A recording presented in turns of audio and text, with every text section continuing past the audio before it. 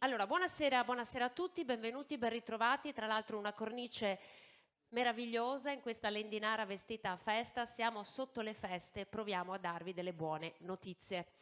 Sapete che la programmazione, la programmazione del piano di sviluppo per quanto riguarda lo sviluppo rurale è datata 2023. Chi è arrivato prima ha potuto vedere qui su questo schermo proiettate delle interviste.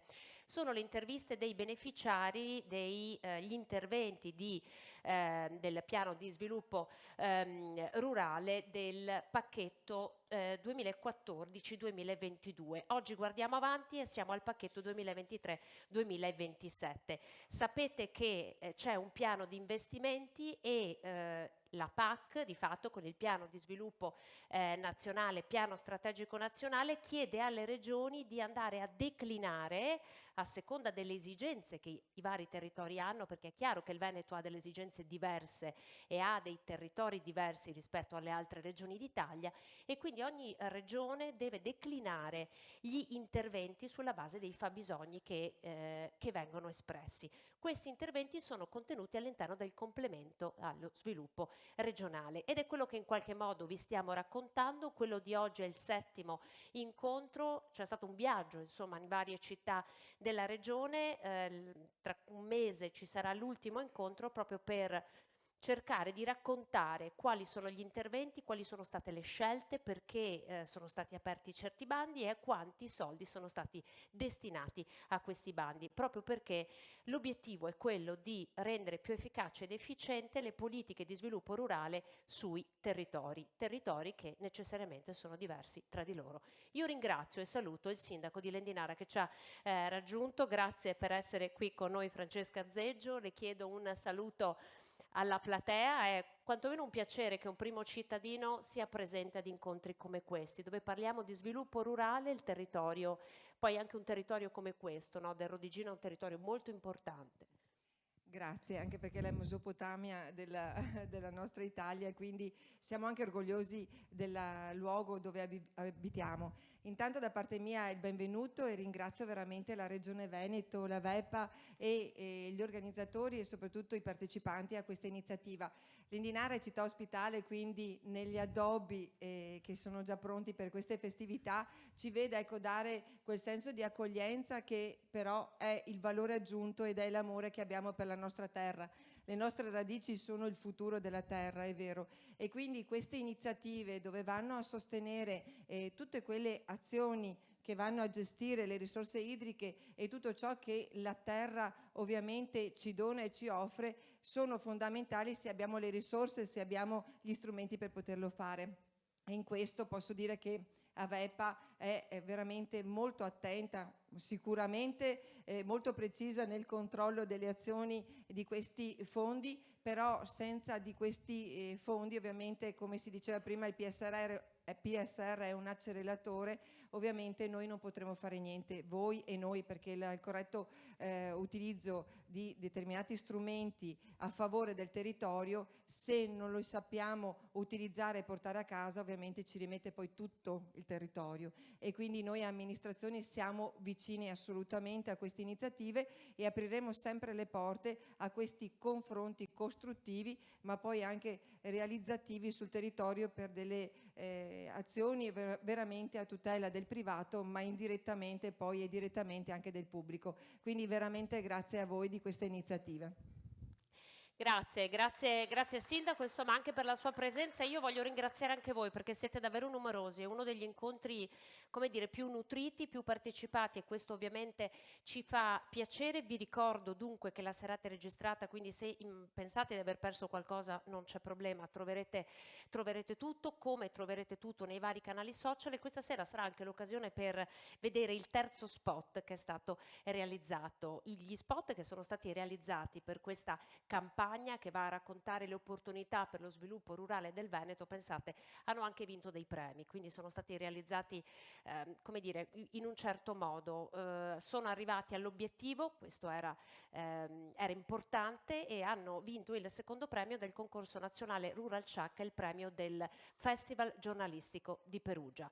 Quindi oggi insomma avrete anche la possibilità in anteprima di vedere il terzo spot che è stato realizzato. Ultimissima battuta, perché poi passo la palla ai nostri relatori che insomma hanno da raccontarci tante cose, perché è il momento di andare a entrare nel cuore dei bandi. Questa è una serata dedicata a voi, perché nell'ultima parte avrete la possibilità di intervenire, quindi avrete la possibilità, alla luce di quello che avete ascoltato, di fare delle domande, e avete qui i nostri esperti che sono davvero a disposizione per rispondervi, e questo penso che sia davvero un'opportunità importante in un momento come questo, un momento molto delicato e quindi in cui si può intervenire in maniera importante. Allora io per i saluti istituzionali chiedo al dottor Franco Contarin della direzione dell'autorità di gestione FESR, bonifica e irrigazione di raggiungermi. Lei che è sempre stato insomma il protagonista di questi incontri, siamo alle battute finali, ma è stata una grande campagna di comunicazione, perché, come dire, chi lavora sul territorio ed è responsabile dello sviluppo del territorio deve essere consapevole delle opportunità che ci sono. Assolutamente sì. L'incontro di stasera, innanzitutto saluto tutti, buonasera, grazie di aver dedicato del tempo, di dedicare del tempo a questa informazione. È un'iniziativa importante per noi perché, come dire, per organizzarla ci vuole energia, e molte persone hanno lavorato, lo vedrete poi nel prosieguo della serata, per preparare in modo da essere efficaci nel trasferire delle informazioni che speriamo possano essere utili. È un'iniziativa fortemente voluta dal nostro assessore di riferimento, che è Federico Caner. Avrebbe dovuto essere qui con noi stasera, ma purtroppo è aperta in questo momento la sessione di bilancio anche in Veneto, anche in Consiglio regionale, così come si sta dibattendo la finanziaria a livello nazionale, e quindi materialmente è bloccato di là e non può essere qua. Quindi mi ha pregato, dandomi questa notizia che, come dire, che speravo di non ricevere, ma mi ha pregato di portare i suoi saluti, e soprattutto il fatto che con questa iniziativa la Giunta regionale intende confermare l'attenzione che rivolge al settore, l'attenzione che rivolge alla vostra provincia, visto che siamo a Rovigo, e al vostro territorio. Poi saranno i numeri a parlare chiaramente, e stasera lo vedrete, coglieremo l'occasione sicuramente, soprattutto con le colleghe che vedete sedute al tavolo dei relatori, di prospettare dei nuovi bandi, ma anche per fare un po' il punto della situazione e dare qualche numero che consenta di far capire che le cose di cui parliamo, come ci introduceva la nostra moderatrice, hanno un impatto, un significato concreto, soprattutto nel bel comune di Lendinara, nel suo territorio, ma a partire da qui a Macchia d'Olio, speriamo per tutta la provincia, che indubbiamente sotto il profilo agricolo e rurale è una delle province più importanti del Veneto. Grazie. Grazie dottor Contarin. Allora, prima di entrare nel cuore di questi bandi e toccare con mano quali sono gli interventi, quindi anche quali sono le prospettive che la Regione del Veneto ha immaginato, andiamo a vedere lo spot premiato, secondo premio concorso nazionale Rural Chuck. Questo è il terzo spot, il titolo è questo qui: Le nostre radici, il futuro della nostra terra. Buona visione.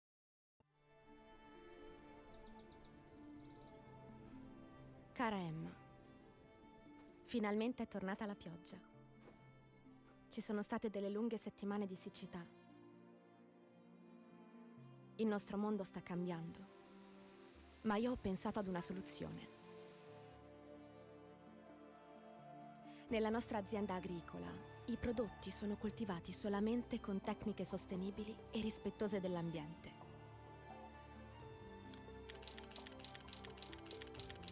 Consumano meno della metà dell'acqua e i frutti sono molto più sani. Sono quelli che mangiavo da bambina. Non vedo l'ora di vedere i tuoi occhi illuminarsi quando li assaggerai. Arrivare fin qui Non è stato semplice, ma grazie all'aiuto dei miei soci e alla nostra perseveranza, la nostra frutta fresca e la sua lavorazione sono diventate la merenda preferita di tanti bambini. La amerai anche tu. Spero che in futuro tutti possano assaporare il gusto della nostra terra con un semplice click. Manca poco al tuo arrivo. Non vedo l'ora di conoscerti, amore mio.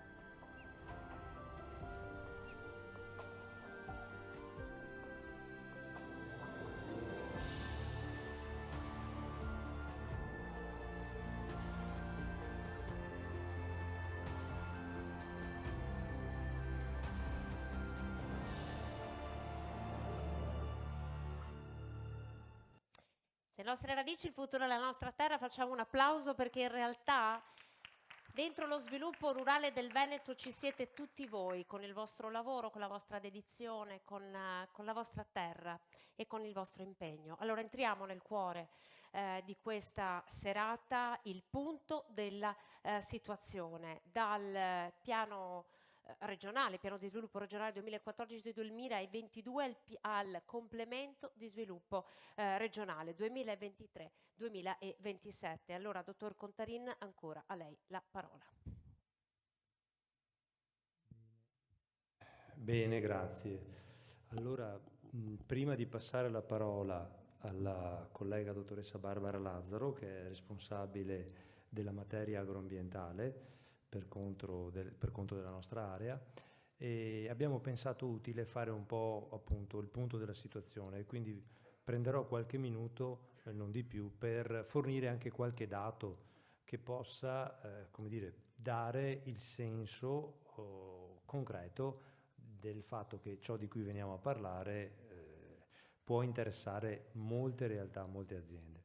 Allora, come diceva la moderatrice, giusto per la cronaca, siamo in chiusura del programma 2014-2022, come sapete chiuderà formalmente il 31 dicembre 2025, abbiamo ancora un anno davanti in cui non ci saranno ulteriori bandi. Al momento ne sono stati già approvati tra noi, Regione e IGAL, oltre 420 bandi, che hanno consentito di raccogliere un numero enorme di domande di aiuto, delle quali 72.000, quasi 73.000 sono state oggetto di finanziamento. Gli aiuti concessi sono ben superiori alla dotazione del programma, perché sono state reimpegnate le economie mano a mano che le accertavamo, i disimpegni, e sono 1.739 milioni. La dotazione finanziaria del programma era di 1.561 milioni.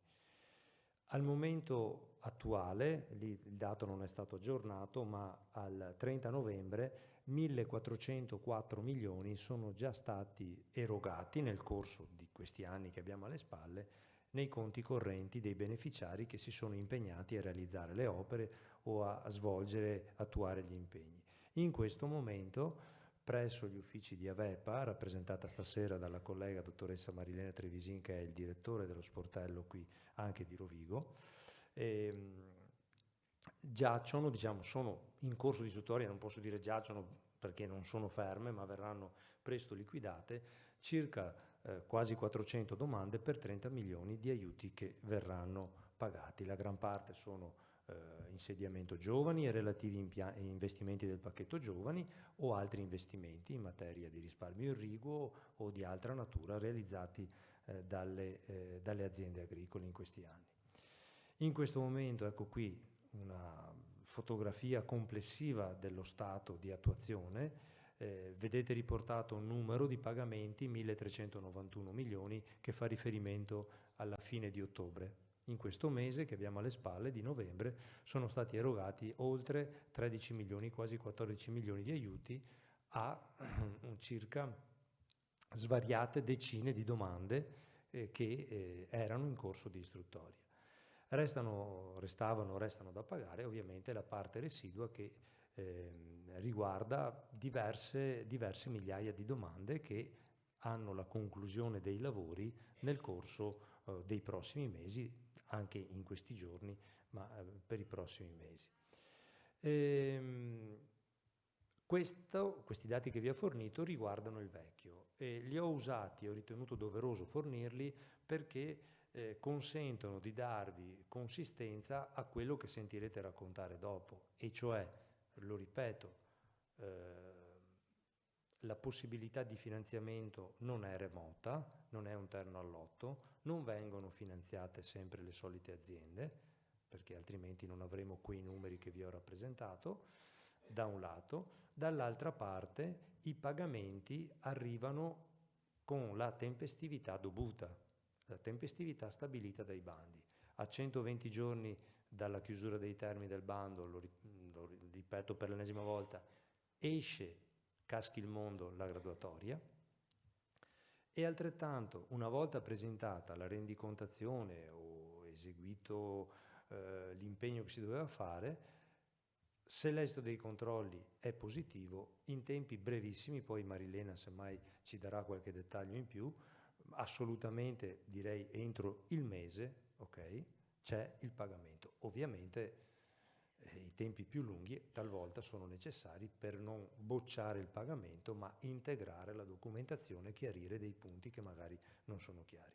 Passando al nuovo, il complemento per lo sviluppo rurale ha cambiato nome. Perché ha cambiato nome in questa programmazione 2023 sino al 31 dicembre 2027?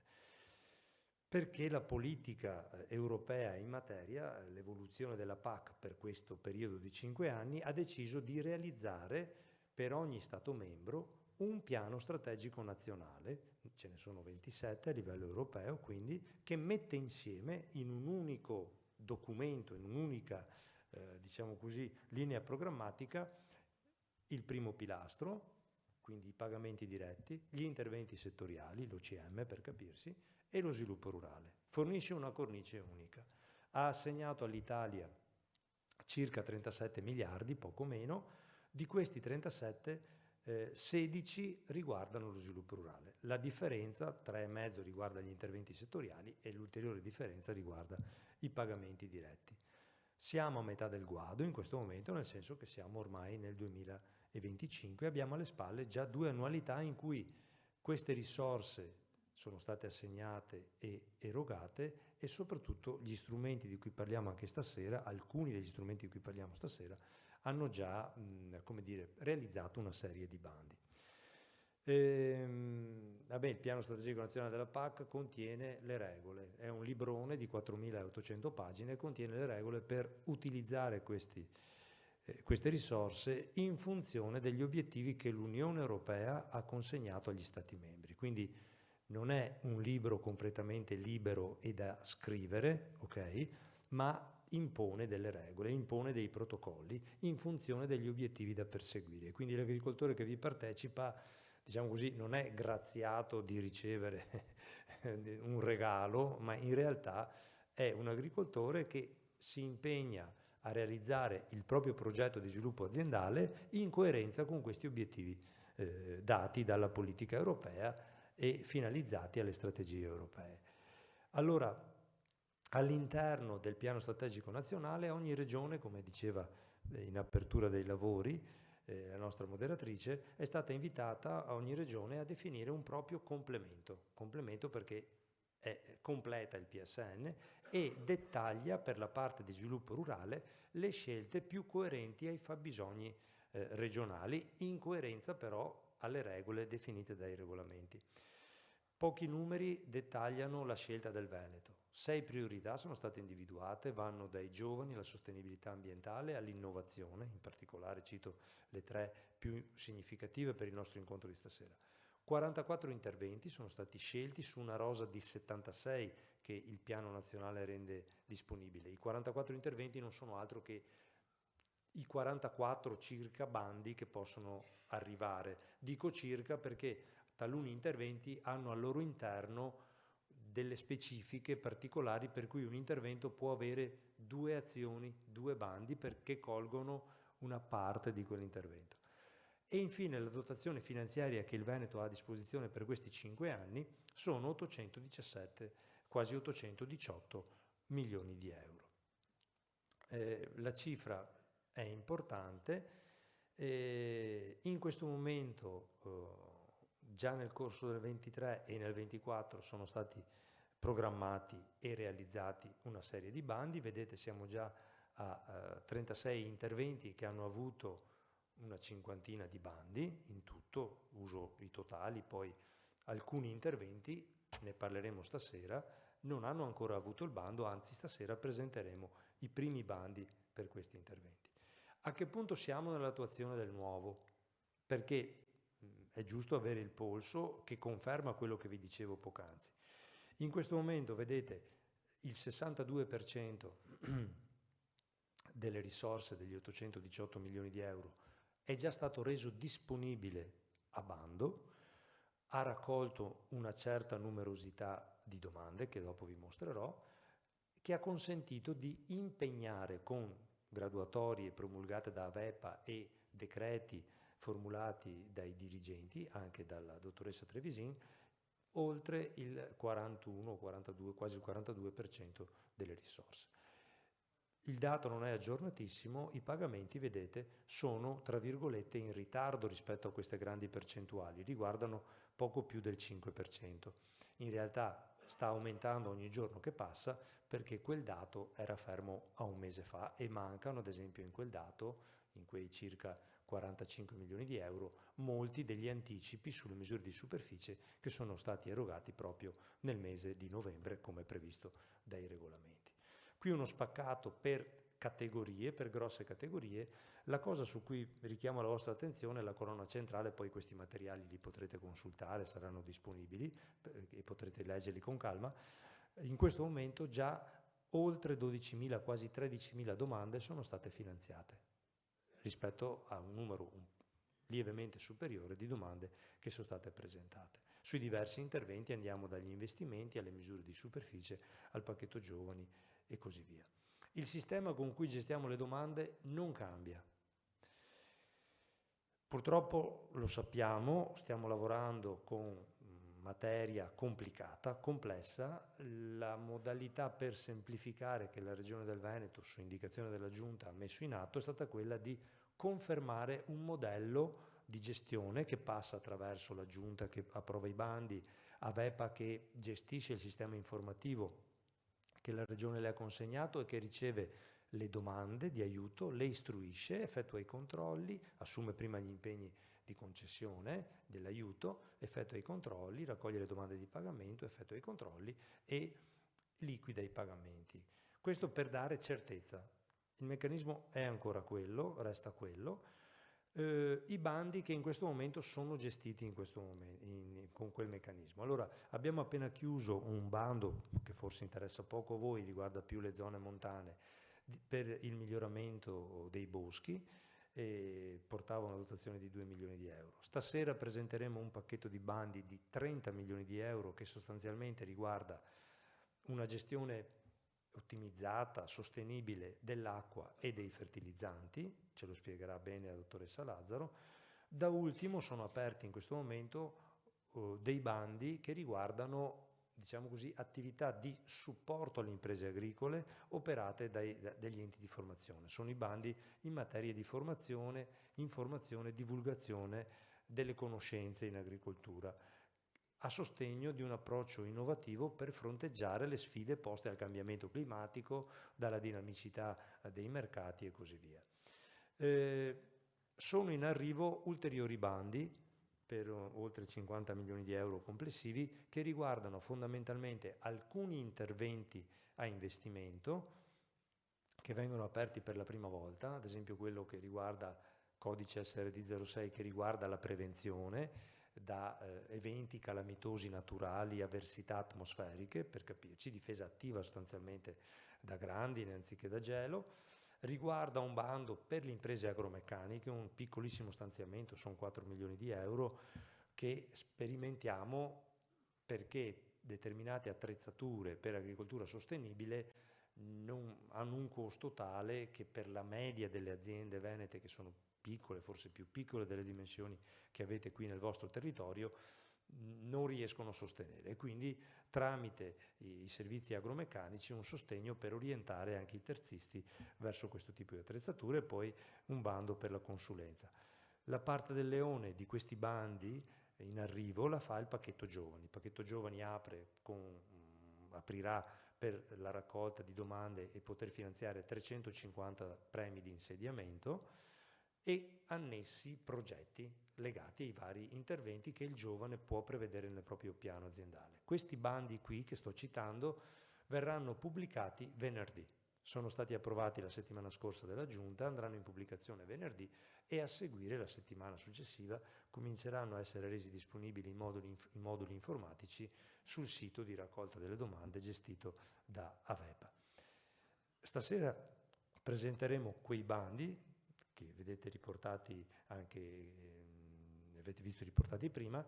A primavera prossima, nei prossimi mesi, ne apriremo di ulteriori per raccogliere le domande di conferma di quegli agricoltori, probabilmente alcuni presenti anche qui in sala, che già dal 2023 sono entrati nei nuovi impegni agroclimatico-ambientali. Le vedete ricordate qui, le abbiamo elencate, si va dal biologico alla gestione attiva delle siepi, alla gestione delle superfici a prato, agli allevatori custodi e così via. Oltre alle domande di conferma, in primavera apriranno anche bandi per nuovi impegni su alcune materie dove questi bandi sono stati programmati. Stasera presentiamo questo pacchetto da SRA 2, SRA 6, SRA 20, sono i codici che riguardano questa ottimizzazione ambientale delle tecniche agronomiche irrigue, ma oltre a questi, e chiuderanno a maggio la raccolta di queste domande, spiegherà Barbara perché l'abbiamo aperto da tempo, da settembre, ottobre. Oltre a questi di cui parliamo stasera, poi in primavera apriranno altri interventi a superficie. Si tratta della SRA 07, la conversione disseminativo in prato o pascolo, un bando mirato di SRA 14 per gli allevatori custodi che quest'anno sono usciti da un precedente periodo di impegno. Riapriremo la SRA 29 azione 2 mantenimento dell'agricoltura biologica, ok?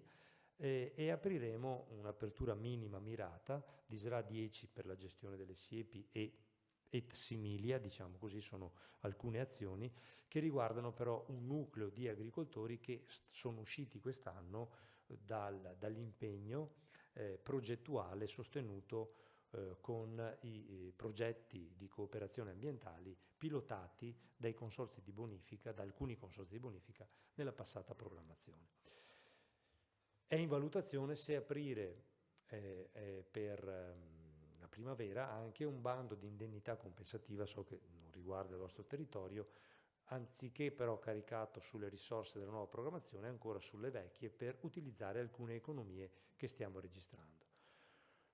Chiudo veramente questa introduzione che è stata più lunga del previsto, lasciandovi questo flash, lo vedete, questi sono i 3 interventi con la dotazione finanziaria di ciascuno, di cui parlerà Barbara tra qualche istante, tra qualche minuto, e che danno consistenza a questo pacchetto ambientale perché la particolarità di questi interventi sarà che non sarà possibile fare una domanda su un solo intervento, bisognerà abbinarli tra loro e Barbara ci spiegherà come. Come ricordava la nostra moderatrice, tutte le informazioni che adesso vi stiamo proponendo le trovate in tutti i canali comunicativi consultabili online, e quindi anche il materiale di stasera. Grazie mille. Grazie dottor Contarin, non perdete di vista appunto tutti i riferimenti che ci hanno appena dato, proprio perché lì all'interno di questi canali sulle diverse piattaforme sono spalmate tutte le informazioni poi concrete, no? Che ci danno i tempi di apertura di un bando, quindi quelle sono proprio le informazioni che devono essere la vostra guida per accedere a questi bandi. Allora vi facciamo vedere un altro piccolo video che va a raccontare l'impatto che questi interventi sono riusciti a generare sul territorio. Il tema è quello del risparmio idrico. Avete sentito le parole chiave di questa programmazione sono ottimizzazione, efficientamento, e mai come in questo periodo noi realizziamo quanto l'acqua sia una risorsa importante, va gestita nel migliore dei modi, e proviamo a vedere insomma con il prossimo video quale tipo di impatto gli interventi hanno potuto generare sul territorio. Il programma di sviluppo rurale del Veneto 2014-2022 fa parte della strategia Europa 2020 per una crescita sostenibile e inclusiva del settore rurale. Uno dei principali interventi attivati ha riguardato l'ammodernamento e la riconversione degli impianti irrigui per il risparmio di acqua. Le risorse concesse dal programma per questo intervento sono pari a 41,5 milioni di euro. Attraverso il programma, la Regione del Veneto ha finanziato 1264 operazioni per attuare questa tipologia di intervento.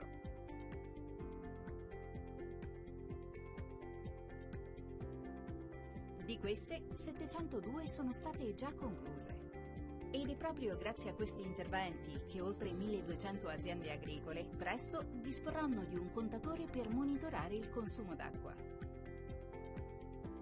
Sono 41.870 gli ettari di terreni interessati da questi investimenti, finalizzati al risparmio irriguo, pari al 5% della SAU, la superficie agricola utilizzata in Veneto, che equivale al 12% della superficie regionale irrigata nel 2020.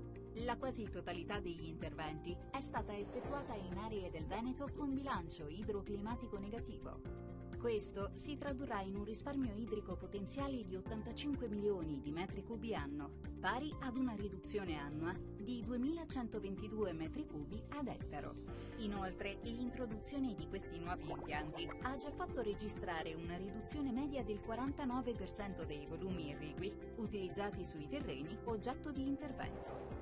Le colture maggiormente interessate da questi investimenti sono il mais, 39%, il grano tenero, 17% e la soia, 9%. Questo ha avuto un effetto diretto anche dal punto di vista economico. L'80% delle aziende che hanno utilizzato i finanziamenti per il risparmio idrico hanno dichiarato di aver aumentato la loro produzione lorda vendibile, PLV, per un valore compreso tra il 10% e il 30%. Un miglioramento che ha portato 3 principali vantaggi. È aumentata la quantità prodotta della stessa coltura, 52% delle aziende. Sono state introdotte colture a più alto valore aggiunto, 20% delle aziende. È stato incrementato il prezzo di vendita delle produzioni già presenti, 16% delle aziende.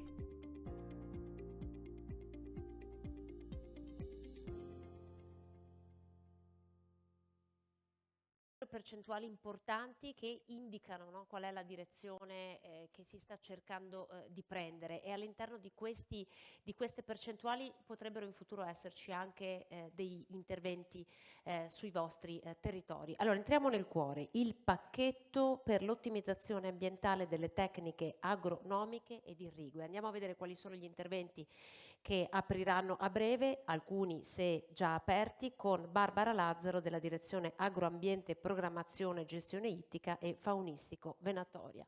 Prego Barbara.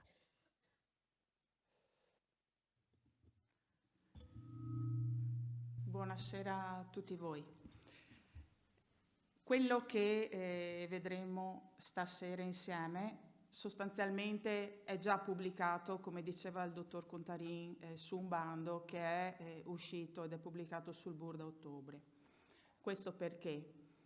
Perché è necessario essere preparati ed essere in bolla dal 1° gennaio 2025 con gli impegni che questo bando richiede.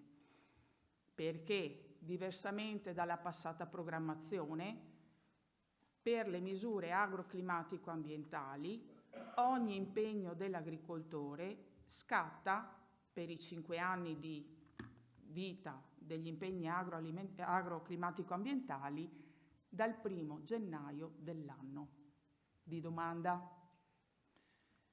Ecco perché siamo qui in dicembre ed ecco perché questo bando è stato già pubblicato ad ottobre. È un pacchetto di misure che, per chi ha già avuto la possibilità di partecipare ai bandi dello sviluppo rurale, della programmazione passata e anche di quella prima, si classificava come tipo di intervento 10.1.2 dello sviluppo rurale. Come ha detto il dottor Contarin, un tempo ragionavamo in casa. Il PSR era un documento di programmazione regionale e quindi le scelte venivano direttamente formulate alla Commissione europea, concordate con la Commissione europea e la Commissione europea riscontrava a noi. Che cosa è cambiato rispetto al passato è che sostanzialmente abbiamo dovuto trovare il modo di farvi fare quello che già facevate e che conoscevate e che per questa terra aveva un significato importante, riconducendolo a un insieme di attività che appartengono a una rosa di possibilità che si trovano dentro al PSN nazionale. E quindi è nato il pacchetto, perché le cose che prima facevate in un'unica misura, con un impegno unico, sono diventate la scelta da un sistema nazionale di 3 diverse attività che appartengono a 3 misure diverse che sono unite in un pacchetto unico e che vi portano a fare quello che facevate prima, in maniera un po' diversa, perché è cambiata anche la baseline, è cambiata la condizionalità, parliamo di condizionalità rafforzata, quindi i motivi economici che si riflettono sul pagamento di questa misura sono diversi da quelli di 5 anni fa. È cambiato anche che tra la condizionalità rafforzata e la misura in mezzo c'è un altro pagamento che viene riconosciuto adesso agli agricoltori e che si chiama ecoschema, d'accordo? E questa misura permette comunque di accedere agli ecoschemi e accedere alla domanda unica e poter anche accedere al pagamento agroclimatico ambientale. Cosa cambia rispetto a prima? Cambia anche che prima l'agricoltore era obbligato in un unico impegno a dare nelle sue attività risposta sia a una riduzione dei fertilizzanti, alla semina di colture di copertura e anche a una riduzione degli apporti idrici che veniva fatta attingendo da rete idrica superficiale su un set di colture che era già predefinito.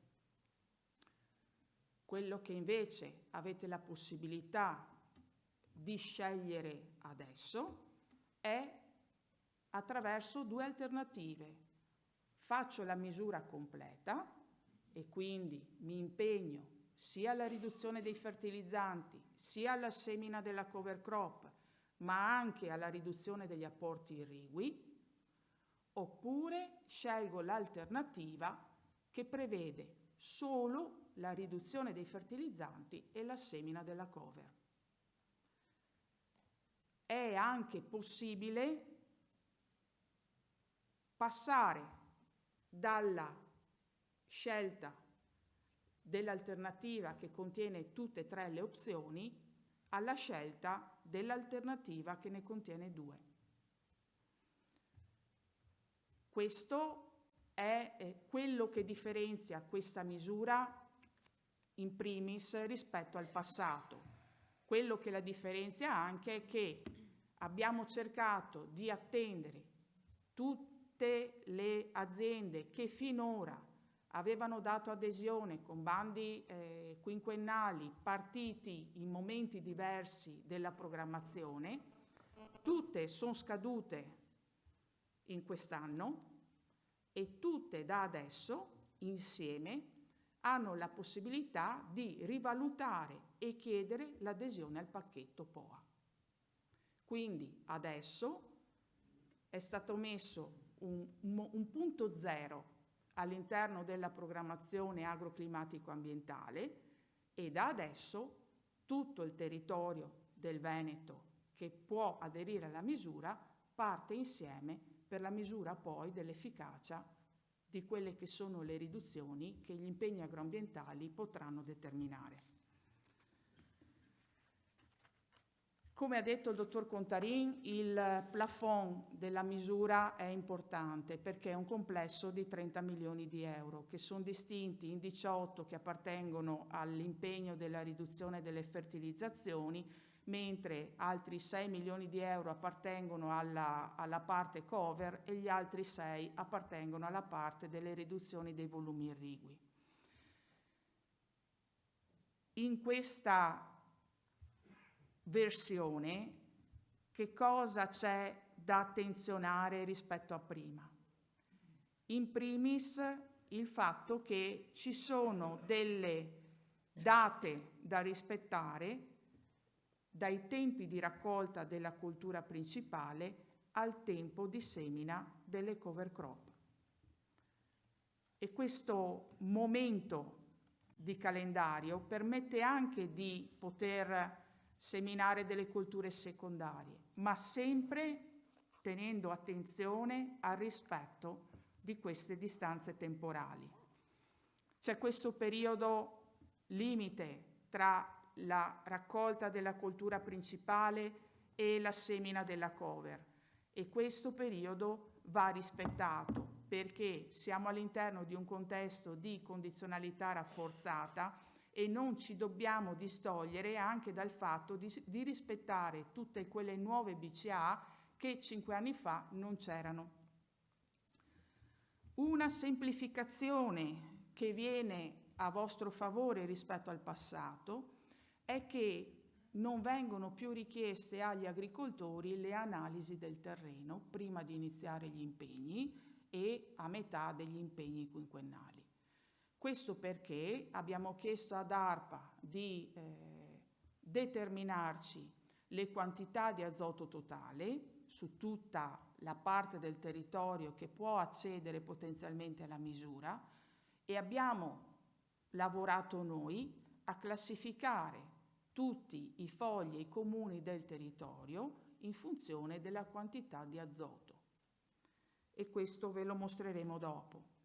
Quindi sostanzialmente è in firma del mio direttore di direzione un decreto che vi dà già la possibilità, in questi giorni verrà pubblicato anche sul sito della regione nostro di ambiente rurale e vi dà la possibilità di vedere quali sono sostanzialmente gli ambiti in cui l'azoto è scarso e quindi le riduzioni di fertilizzazione sono del 20% rispetto al fabbisogno del MAS, da tutto il resto del territorio in cui la dotazione è ricca, che è la gran parte del territorio regionale, e in cui la riduzione dell'azoto è del 30% rispetto a questi impegni di misura.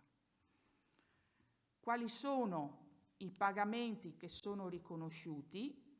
Sostanzialmente la parte che riguarda l'apporto della riduzione idrica per le 4 colture che già conoscevate come soggette all'impegno irriguo, che erano il mais, la soia, la barbabietola e il tabacco, vale 200 euro per ettaro. Il pacchetto senza l'irrigazione vale la differenza, ovvero sostanzialmente dai 450 ai 500 euro per ettaro, a seconda della coltura. Diversamente dal passato è stata introdotta anche una nuova coltura piantata, che è il pomodoro da industria, che prima non c'era. Che cosa va attenzionato? Innanzitutto il fatto che, come dicevo prima, gli impegni partono dal 1° di gennaio, indipendentemente dal momento in cui farete la domanda presso la VEPA. Gli impegni partono dal 1° gennaio 2025. Quindi tutti i titoli di conduzione li devo avere dal 1° gennaio, con il fascicolo aziendale correttamente a posto rispetto a questo. Chi può beneficiare? Chiunque beneficia delle misure degli impegni agroclimatico-ambientali, quindi qualsiasi agricoltore o anche ente pubblico, detentore di fascicolo, che conduce in Veneto almeno una UTE. L'unica esclusione che vi segnalo, visto che qui siamo a Rovigo ed è un tema che è presente, non si può presentare domanda per questa misura se sono presenti impianti fotovoltaici o agrovoltaici, perché non si coltiva questa opzione tra le fila dei pannelli. La superficie di intervento è il minimo di 1 ettaro. Detto questo, andiamo dentro a quelli che sono i principi per i quali la misura ha una grande importanza in queste terre. Sostanzialmente l'ambito di applicazione di questa misura è quello dei distretti irrigui, nei quali è presente un'irrigazione strutturata o di soccorso superficiale gestita dai consorzi di bonifica. Questo è il primo punto. Questa irrigazione si va a richiedere alle colture che abbiamo detto prima, cioè quelle che rispondono ai sensi del fascicolo ai sensi di questo bando come colture principali. Altra questione importante da tenere conto nei principi comuni della misura è quella che non è possibile accedere a questo bando se nel fascicolo aziendale vi sono superfici che sono concesse in asservimento per la distribuzione degli effluenti zootecnici o dei loro assimilati. E un altro principio importante di questa proposta è che in nessuna delle superfici aziendali a fascicolo deve esserci l'utilizzo di fertilizzanti contenenti fanghi di depurazione, oppure le superfici a fascicolo non devono trovarsi autorizzate ai fini dello spandimento diretto dei fanghi che viene autorizzato dalla provincia. Questi due sono due temi di esclusione di quelle superfici dagli impegni. Vale anche il fatto che non ci devono essere situazioni in cui lo spandimento zootecnico è fatto da aziende che nelle comunicazioni sono codichiaranti. Ecco.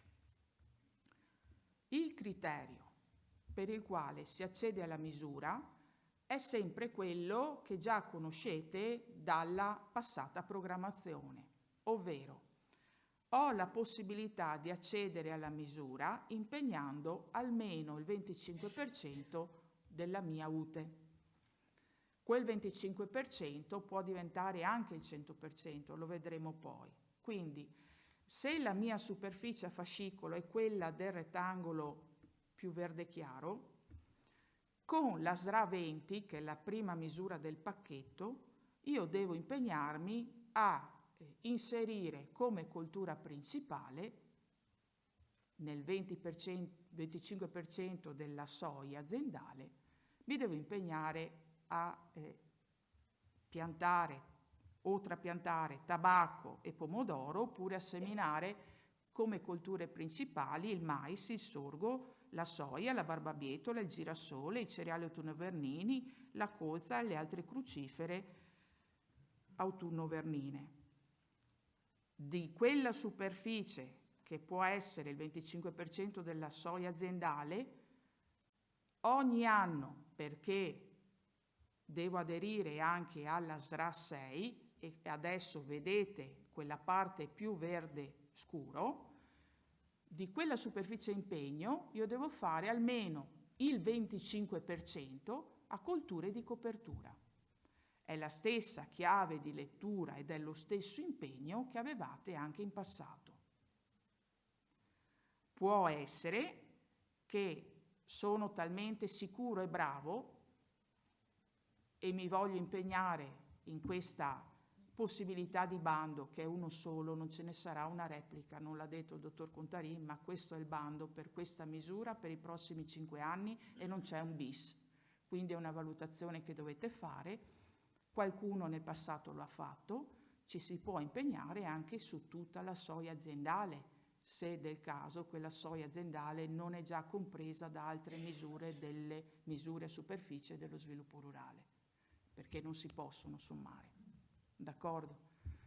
In quel caso è anche chiaro che il mio impegno mi porta ad avere una superficie a cover crop da seminare annualmente più impegnativa, che va fatta, perché non posso esimermi dal non fare quell'impegno di misura.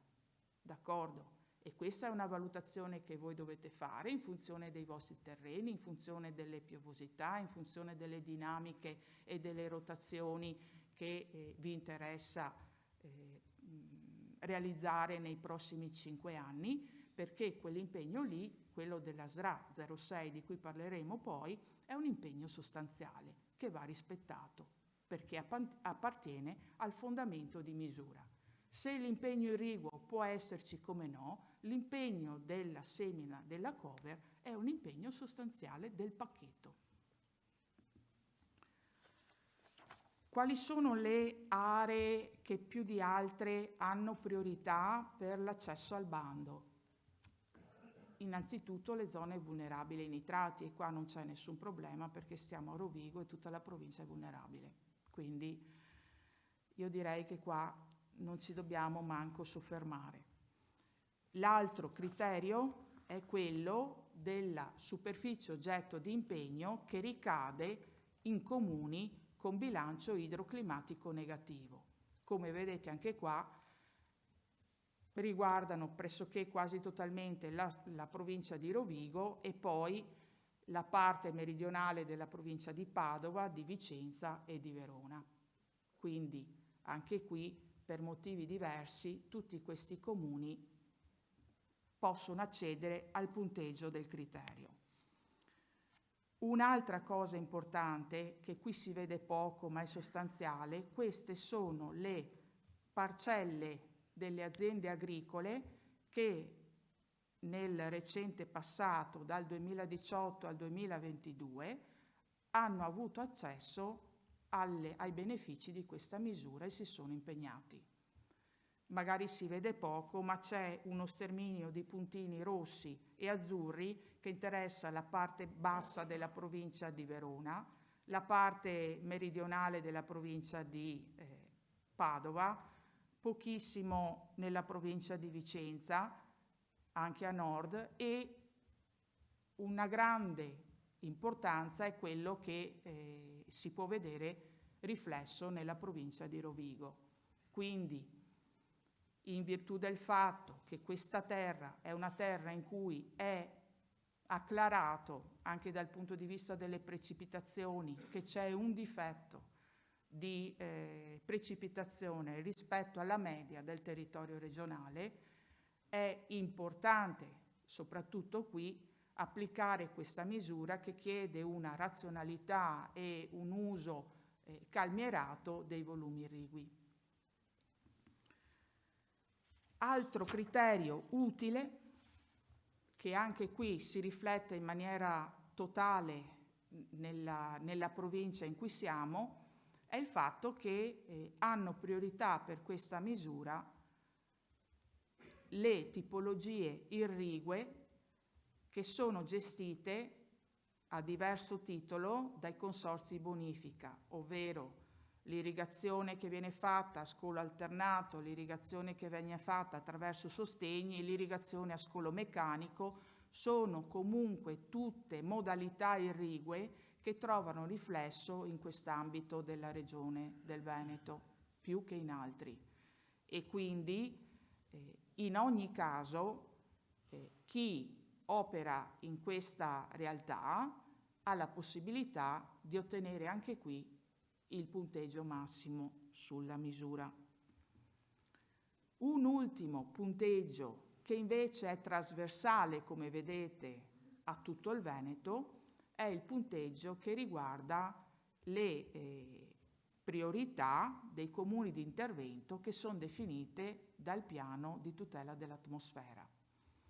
Dobbiamo ricordare che questa è una chiave di lettura e di priorità che dovremo tenere in conto, probabilmente ancora di più nella prossima programmazione, nei prossimi anni, perché è qualcosa su cui la Regione del Veneto si dovrà fortemente sforzare, sia dal punto di vista degli investimenti, ma anche delle tecniche di gestione, perché purtroppo ci troviamo in un momento in cui la Commissione europea, soprattutto la Corte di Giustizia della Commissione europea, ha già definito che siamo stati condannati e stanno valutando l'entità delle sanzioni che dovranno essere corrisposte ogni 6 mesi per la mancata ottemperanza di quelli che sono i parametri di qualità per le PM10. E anche l'agricoltura, con la sua attività, poiché determina emissioni di ammoniaca, concorre al 20% di produzione di quelle PM10. Quindi, dette tutte queste priorità, e spero di aver fatto capire che più che in ogni altra parte del Veneto questa è la terra vocata per questo pacchetto di misure, andiamo a vedere la prima parte della misura, che è quella relativa alla riduzione della quantità di fertilizzanti. Per questa parte di misura c'è pochissimo che varia rispetto al passato, perché che cos'è che dobbiamo fare? Sostanzialmente alle colture seminative principali che abbiamo adottato e che abbiamo dichiarato al momento della conferma della domanda o della presentazione della prima domanda, dobbiamo adottare una riduzione della concimazione che può essere del 20 o del 30% in funzione del contenuto di azoto totale del foglio di mappa in cui opero, e quella riduzione di concimazione va anche fornita in maniera frazionata alle coltivazioni. Le modalità e i premi che si danno per questo tipo di impegno frazionato vanno dai 350 euro del tabacco, del pomodoro d'industria, ai 300 del mais, agli 80 della soia, perché sapete bene che la soia è una leguminosa per cui grosse concimazioni alla soia in termini azotati non servono, al di là dello starter poi si aiuta da sé. Si possono anche, abbiamo detto prima, eseguire delle colture secondarie sulla soia in rotazione. Tutte le attività che faccio vanno sempre indicate, come era nel passato, nel RIC, cioè nel registro degli interventi colturali, dove devo sempre scrivere quali sono le colture che ho messo a dimora e quali sono le operazioni colturali che ho fatto e quali sono le quantità di azoto che ho fornito a ciascuna coltura. Come vi dicevo prima, questa è la cartografia di riferimento che troverete un giorno trasferita anche nei registri e che troverete adottata con l'elenco dei mappali da quel decreto del direttore di direzione di cui vi parlavo prima. Potete a colpo d'occhio capire che tutto il Veneto, o quasi, è una terra ricca o mediamente ricca in termini di azoto totale contenuto nel profilo del terreno. E quelle parti verde chiaro sono invece le zone che troverete classificate come scarse in termini di azoto, sulle quali gli impegni che prenderete per la fertilizzazione motiveranno una riduzione del 20% piuttosto che del 30% del MAS.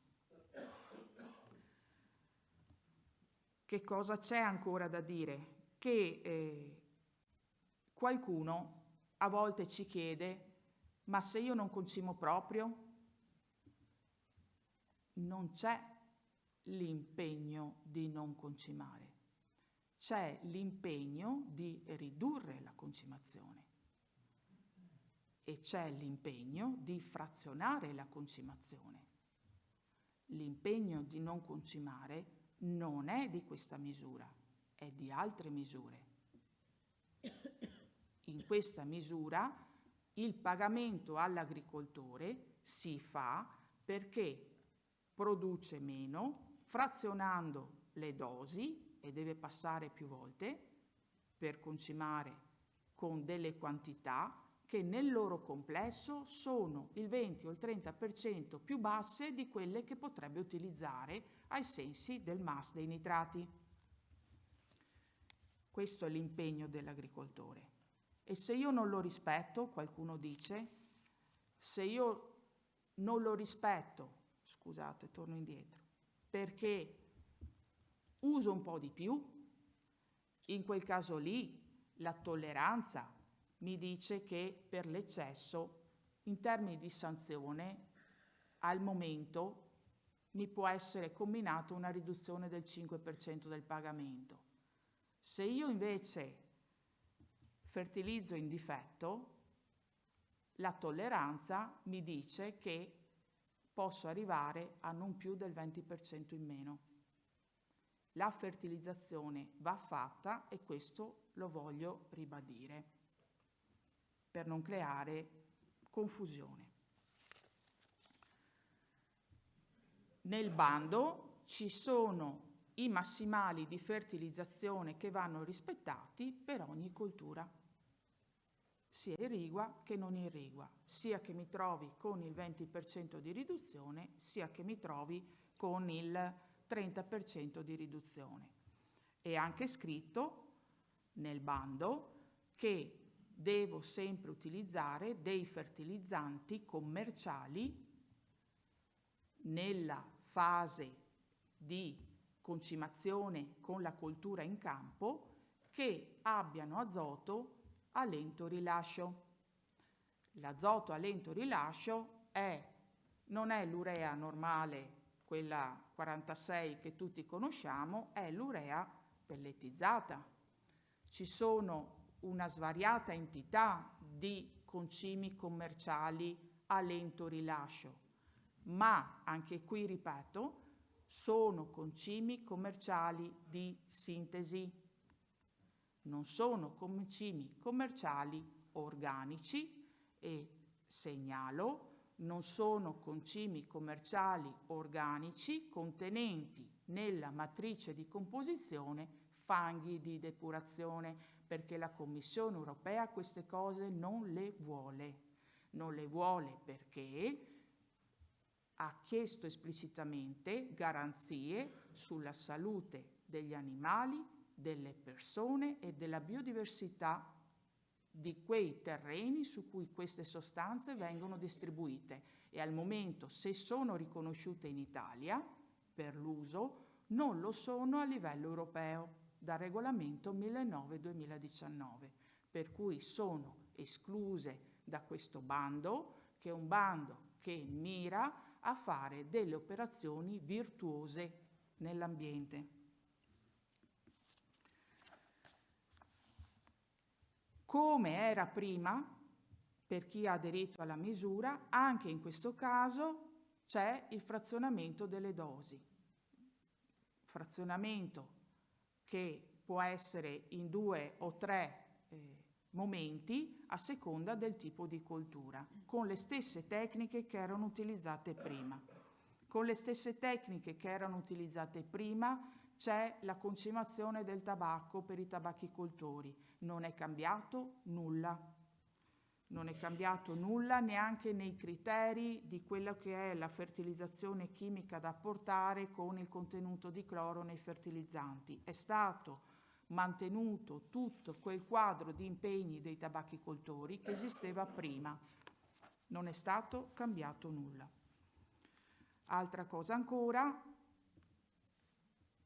nel caso di altre colture come la barbabietola, il mais e le colture autunno-vernine, ci sono frazionamenti da farsi in campo quando la concimazione è in copertura La concimazione di fondo, che è una quota parte della concimazione complessiva della coltura, può anche essere fatta con effluenti di allevamento. Altri impegni specifici riguardano sostanzialmente le colture da trapianto, e vi trovate tutto sul bando, e tra gli impegni che l'agricoltore ha, come era prima, c'è il fatto di assolvere all'inserimento di tutte le operazioni colturali eseguite all'interno del RIC, del registro degli interventi colturali, con le date e le modalità. Per chi aderisce al pacchetto è obbligatorio aderire a un intervento, a un'iniziativa formativa o di consulenza che da questa programmazione accompagna tutte le SRA, diciamo, tutte le misure agroclimatico-ambientali un po' più complesse. E quindi all'interno dei 5 anni di impegno ci sarà un momento in cui i beneficiari si ritroveranno in un contesto per confrontarsi all'interno di un evento informativo. Per quanto riguarda le attività che sono costituite, scusatemi perché non ci vedo, sono costituite dal rispetto delle condizionalità di base. In questo pacchetto avete una serie di riflessi da attenzionare, perché quando sbagliate un impegno, quell'impegno può avere anche riflessi sulla condizionalità rafforzata. Qui sono stati messi in elenco tutte le buone condizioni agronomico-ambientali e i criteri di gestione obbligatoria che hanno riflessi su questa misura. Un altro aspetto da attenzionare è che questa misura qua, come dicevamo prima, è cumulabile con l'ecoschema 4, quindi è possibile aderire alla PAC, al pacchetto PAC, al pacchetto PSN, chiedendo la domanda unica, chiedendo l'ecoschema 4 e chiedendo anche il pacchetto POA, perché le 3 attività economicamente sono sommabili, e questo può essere un elemento di interesse importante. Detto questo, per la fertilizzazione passiamo alle colture di copertura. L'importanza rispetto al passato delle colture di copertura in questa programmazione è che, come abbiamo detto prima, costituiscono un elemento a sé. Cosa significa?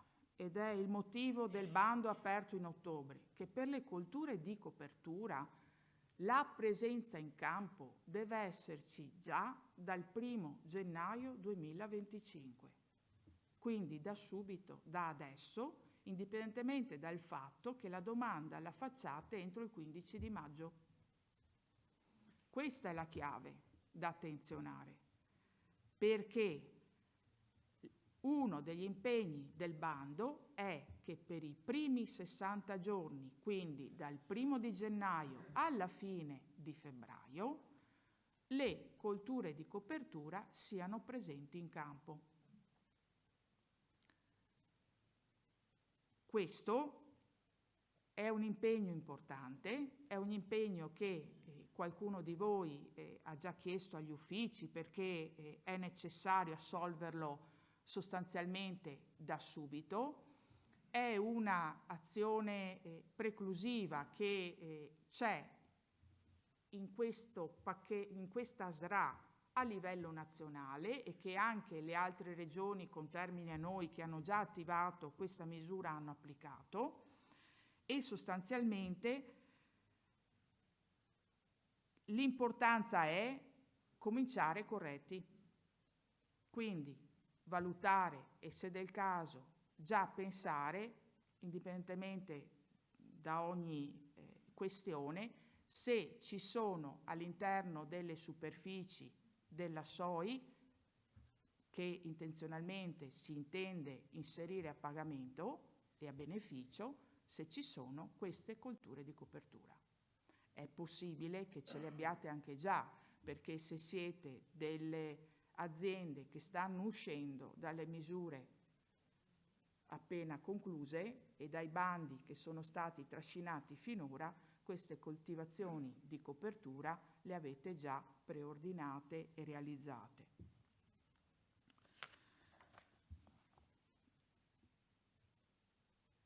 Che cosa posso fare delle colture di copertura? Delle colture di copertura devo inserirle nel registro e dire quando le semino, devo dire quando le trincio o quando le sovescio. Punto. Non ho altro da fare. Le colture di copertura non devono essere fertilizzate. Ecco, altra questione. E poi non ci devo pascolare sopra. Ma penso che questo non sia un problema qua. Ecco. In più non ci devo usare fertilizzanti, abbiamo detto, ma manco fitofarmaci. Quindi non si può pensare di giocare a dire ma io posso qualche giorno prima di seminare un mais utilizzare sul letto di semina un bel glifosate che mi copa tutto? Anche no. Perché? Perché se quello è il modo per dire che c'avevo una coltura di copertura, la termino col diserbante chimico, l'interro e mo ci semino, anche no. Sottolineo anche, per questo lo dico perché è stata una domanda, sottolineo anche che non è mai previsto all'interno dello sviluppo rurale che si preveda negli impegni l'uso di un diserbante totale ad ampio spettro su tutte le superfici, se non siamo in agricoltura conservativa, e qui non siamo in agricoltura conservativa. Cosa devo fare delle cover? Devo tenere sempre le fatture che dimostrano la semina di quella semente, perché non è una semente che mi sono organizzato io tenendo delle sementi che avevo, ma è una semina con una serie di precise colture che sono all'interno di un elenco che c'è nell'allegato al bando, e di quelle colture lì devo rispettare le quantità di seme che nel bando sono inserite, come era anche prima. Il bando ha tutto l'elenco delle possibili cover e miscugli di cover che stanno dentro all'allegato D, sempre di quella delibera che è del 1 ottobre 2024, la numero 1135. Andiamo agli impegni irrigui. Diversamente da prima, quando non avevo a disposizione la possibilità di irrigare con l'irrigazione superficiale un appezzamento, nella passata edizione di questa misura andavo in consorzio di bonifica e mi facevo dichiarare che per quegli appezzamenti lì non riuscivo a entrare con un'irrigazione ottimale. Questo passaggio in consorzio di bonifica adesso non c'è. O irrigo e faccio l'alternativa 1 o non irrigo e faccio l'alternativa 2. Se un anno inizio con l'alternativa 1, in un secondo momento, perché ho delle difficoltà a irrigare, posso switchare all'alternativa 2 senza l'impegno irriguo. Per gli impegni irrigui rimangono valide tutte quelle condizioni che già conoscete, quindi la presenza del contatore, quindi solo impianti per aspersione, quindi solo attingimenti da rete superficiale, quindi attenzionamento a un consiglio irriguo che vi arriva sul cellulare tramite il sistema a cui vi iscrivete all'inizio della stagione irrigua e a cui dovete iscrivervi se si fa la misura con l'impegno irriguo. Se per caso attingete da canale demaniale, ci vuole l'autorizzazione da parte del demanio e quindi del genio civile.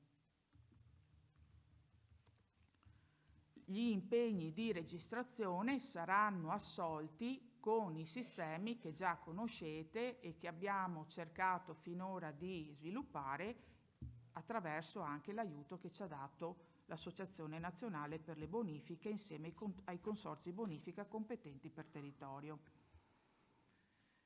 Che cosa possiamo dire ancora? Che l'impegno qui allora è sempre quello di iscriversi a inizio stagione, se si fa l'impegno irriguo, al sistema web che sarà messo a disposizione, seguendo tutte le indicazioni che saranno di volta in volta date a mo' di consiglio all'interno del vostro cellulare e che vi indicheranno, in funzione delle distribuzioni dei turni irrigui, dove è possibile irrigare e quando.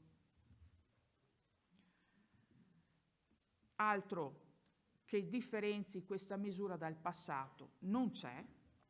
L'importante è a fine stagione ricordarsi di chiudere il consiglio irriguo, ok, dal sistema, e sostanzialmente per le colture che hanno l'impegno irriguo, che sono il tabacco, il pomodoro, il mais, la soia e la barbabietola, gli importi che vedete, cioè di 200 euro per le colture seminative e di 250 per quelle trapiantate, è la quota parte nel complesso del pacchetto di quanto vale l'impegno irriguo per ettaro.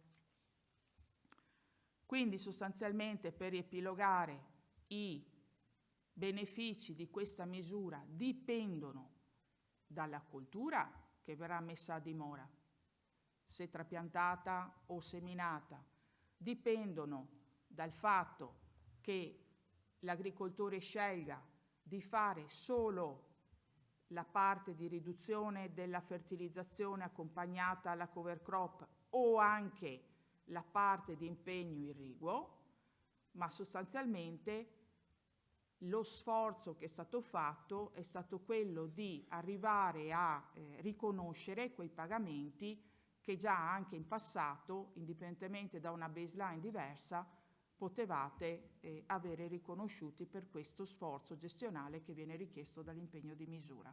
E qua chiudo. Grazie. Grazie. Grazie alla dottoressa Lazzaro, come sempre puntuale e chiarissima. Allora, avete visto, questi sono gli impegni. Andiamo a vedere con Avepa come dire, consigli, utili e indicazioni per presentare le domande. Quindi attenzione. La parola passa a Marilena Trevisin dello sportello unico agricolo interprovinciale di Rovigo e Venezia. Attenzione perché qui abbiamo proprio le informazioni pratiche. Esatto. Beh, buonasera e bentrovati tutti. Allora, come Avepa, per la presentazione delle domande possiamo dare un'indicazione di contesto rispetto al nuovo periodo di programmazione e di conseguenza richiamare dei punti di attenzione sulla base della gestione di raccolta delle domande già fatta nel 2023 e nel 2024, che sono i primi 2 anni di questo periodo di programmazione. Allora, la nuova PAC ha introdotto delle novità per quanto riguarda gli aiuti di superficie anche sotto il profilo metodologico, richiedendo l'utilizzo di strumenti innovativi geospaziali che richiedono un forte utilizzo di immagini grafiche, e questo in 2 momenti diversi, sia quello della raccolta delle dichiarazioni da parte delle aziende, quindi rispetto alla raccolta delle domande anche, e in un secondo ambito che è quello del controllo delle dichiarazioni così raccolte. Quindi da un lato abbiamo strumenti nuovi come il piano culturale grafico all'interno del fascicolo aziendale, abbiamo anche schedari di settoriali, no? Rispetto ad esempio al settore vitivinicolo, e soprattutto dallo scorso anno è stato messo a disposizione un nuovo sistema per la presentazione delle domande unificate, che sono appunto legate quindi alle superfici, e tutti strumenti questi che si basano su un nuovo concetto, che è quello della nuova parcella di riferimento, che è una superficie geograficamente delimitata da poligoni di uso del suolo omogeneo contigui tra di loro, che sono identificati puntualmente, ciascuna di queste particelle è identificata all'interno del SIPA. Il SIPA è un sistema di identificazione delle parcelle agricole voluto dalle disposizioni dell'Unione Europea. Sulla base quindi di questi strumenti abbiamo individuato e dobbiamo individuare e mettere in opera anche strumenti per il controllo delle dichiarazioni così raccolte, a partire dal sistema quindi di monitoraggio satellitare, che è un sistema che consente un monitoraggio periodico e sistematico dei territori, delle superfici che sono dichiarate, e utilizzando proprio delle tecnologie digitali e anche degli strumenti di precisione per i rilievi direttamente in campo. In questo contesto, quindi, nuovi strumenti per la raccolta delle dichiarazioni e per il controllo delle dichiarazioni, strumenti che si basano sull'utilizzo di immagini grafiche sostanzialmente. In questo contesto sembra banale dire che bisogna conoscere il bando, ma le aziende è importante che conoscano il bando, in questo caso il POA, impegni, vincoli, obblighi che comportano, perché bisogna capire la corrispondenza, se vi è corrispondenza tra l'effettiva esigenza dell'azienda, la scelta imprenditoriale, e gli obiettivi delle misure che sono a bando. Questo che cosa vuol dire? Che bisogna conoscere, essere consapevoli degli adempimenti a cui dar seguito nel periodo vincolativo e pensare a una buona progettazione iniziale, avvalendosi anche, messa a punto anche con chi ha le adeguate professionalità in tema di tecniche agronomiche e irrigue, perché questo riduce il rischio poi delle inadempienze nel tempo. Ed è quindi il primo elemento che dà la garanzia di certezza e di stabilità agli aiuti che poi come agenzia andiamo a erogare, che sono quindi erogabili ed erogati. Quindi è importante conoscere quali sono gli adempimenti rispetto alle superfici che vengono impegnate, ma rispetto anche all'intera azienda. Prima si diceva, ricordiamoci che chi aderisce a questi interventi comunque vincola tutta l'azienda al rispetto della baseline della condizionalità rafforzata. È importante sapere quali sono le tipologie di sostegno che possono essere cumulate e quali non possono essere cumulati. Chi si impegna sul pacchetto POA rispetto a quelle superfici non potrà impegnarsi su altri impegni agroambientali finanziati dallo sviluppo rurale, ma vi è anche la possibilità invece di cumulare questi aiuti con i regimi ecologici, in particolare con l'ecoschema 4. Ovviamente il primo consiglio base è attenzione che le culture poi dovranno ovviamente soddisfare l'uno e l'altro tipo di sostegno.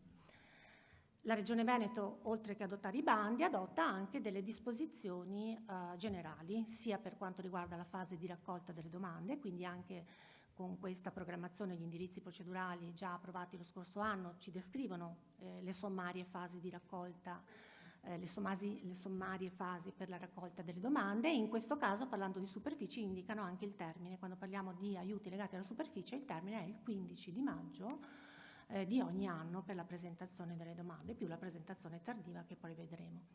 Altro provvedimento significativo che adotta la Regione, che è importante, su cui è importante avere consapevolezza, è la cosiddetta delibera sulle riduzioni e sulle sanzioni. È stata approvata quest'anno e via via, mano a mano che verranno aperti bandi nuovi, sarà integrata prevedendo le conseguenze di eventuali inadempienze. Quindi in sostanza in quel provvedimento andiamo a capire quali sono le conseguenze finanziarie in caso di inadempienza a un impegno, a un vincolo che è stato assunto. Aiuto, scusatemi, come faccio a tornare indietro? Questo qui. Le fasi di presentazione delle domande. L'utenza di AVEPA ormai le conosce queste fasi di presentazione delle domande, valgono per tutte, sia che siano domande legate agli investimenti di tipo strutturale che alle domande di superficie. È necessario aggiornare il fascicolo, la novità importante è che va aggiornato anche nella sua componente grafica, e solamente una volta che il fascicolo è validato in tutti i suoi aggiornamenti consente la presentazione delle domande, in questo caso della domanda unificata. La domanda unificata consente di aderire sia alle premialità finanziate dal primo pilastro della PAC, quindi parliamo di aiuti diretti, accoppiati, piuttosto che regimi ecologici, e anche di aderire, di presentare le domande, diciamo, di sviluppo rurale, quindi legate a impegni agroambientali. Ormai sapete, perché insomma questa sicuramente è un'utenza AVEPA, quella che è presente questa sera, credo, c'è un forte collegamento tra fascicolo e domande informatizzate. Il fascicolo sappiamo che cos'è, è un contenitore, no, di dati, elementi soggettivi e oggettivi dell'azienda, dati anagrafici ma anche dati legati alla consistenza territoriale. L'aggiornamento di questi dati può essere effettuato esclusivamente dai gestori autorizzati e AVEPA è in essere sotto questo profilo una delega con i centri autorizzati di assistenza agricola, e il pressoché totale numero dei fascicoli attivi nella nostra regione è proprio gestito dai CA. Per darvi un ordine di grandezza, i fascicoli attivi nel 2023 sono stati oltre 116.000. Il suggerimento che diamo sempre e comunque è una validazione, un aggiornamento, una validazione anticipata del fascicolo stesso rispetto a quando deve essere presentata la domanda. Collegamento con le domande informatizzate. Le domande sono precompilate per tutta una serie di dati attinti direttamente dal fascicolo. Quindi adesso io da qua non ci vedo praticamente niente, ma so benissimo che i dati sono i dati anagrafici, sono i dati delle superfici in conduzione e anche il piano culturale. Che cosa va inserito nella domanda invece direttamente? La scelta degli interventi, i punteggi, eventuali dichiarazioni che siano specifiche per il tipo di misura di intervento a cui si accede. Ricordiamo sempre che nei termini previsti per la presentazione della domanda, se la domanda presenta degli errori, può essere sostituita entro appunto la scadenza del termine. Nel caso delle misure di superficie c'è la possibilità di una presentazione tardiva che comporta l'applicazione di una riduzione se parliamo di una domanda nuova, ma la domanda di rettifica di una domanda già presentata, se non introduce delle nuove richieste, non comporta insomma questa conseguenza. La componente significativa e direi insomma quasi più importante del fascicolo aziendale in questo periodo, in questa programmazione, è il piano culturale grafico, che si presenta quindi a partire dalle superfici che sono in conduzione all'azienda. L'insieme delle superfici condotte si chiama isola aziendale. Rispetto a questa isola aziendale deve essere dichiarata la parcella. Vi dicevo prima, no? È un poligono che individua un uso del suolo omogeneo e contiguo. Lo vedete rappresentato nell'immagine in basso a sinistra, ad esempio là dovrebbe esserci scritto leguminose. Che cosa bisogna fare rispetto alla parcella? Rispetto alla parcella che ha questo uso omogeneo del suolo vanno dichiarate le singole colture praticate o che si intende praticare, quindi quelle che ci sono, quelle che si intendono praticare nel momento in cui si va a fare l'aggiornamento e a compilare questo piano grafico. Questi si chiamano appezzamenti. L'applicativo per la gestione del piano culturale è un nuovo applicativo che è stato messo in produzione lo scorso anno, che ha degli elementi di semplificazione. Si parla di una sorta, no, di piano continuo nel tempo, però questo è una semplificazione che vale solo nel caso in cui le culture e la consistenza territoriale in termini di conduzione restino invariate, per cui nel 2025 posso fare una copia del piano grafico che è stato compilato nel 2024. Nel caso del Po, attenzione, parliamo di seminativi, parliamo di particolari vincoli, quindi ogni anno andrà rivisto il piano culturale grafico ai fini di consentire poi la presentazione delle domande. Questa è una sintesi dei punti di attenzione quando si parla di aggiornamento del fascicolo di piano culturale grafico, quindi aggiornare la consistenza territoriale, quindi le superfici in conduzione dell'azienda, fare la dichiarazione grafica delle culture che si intendono praticare nel corso dell'anno e per ogni anno il fascicolo deve essere validato.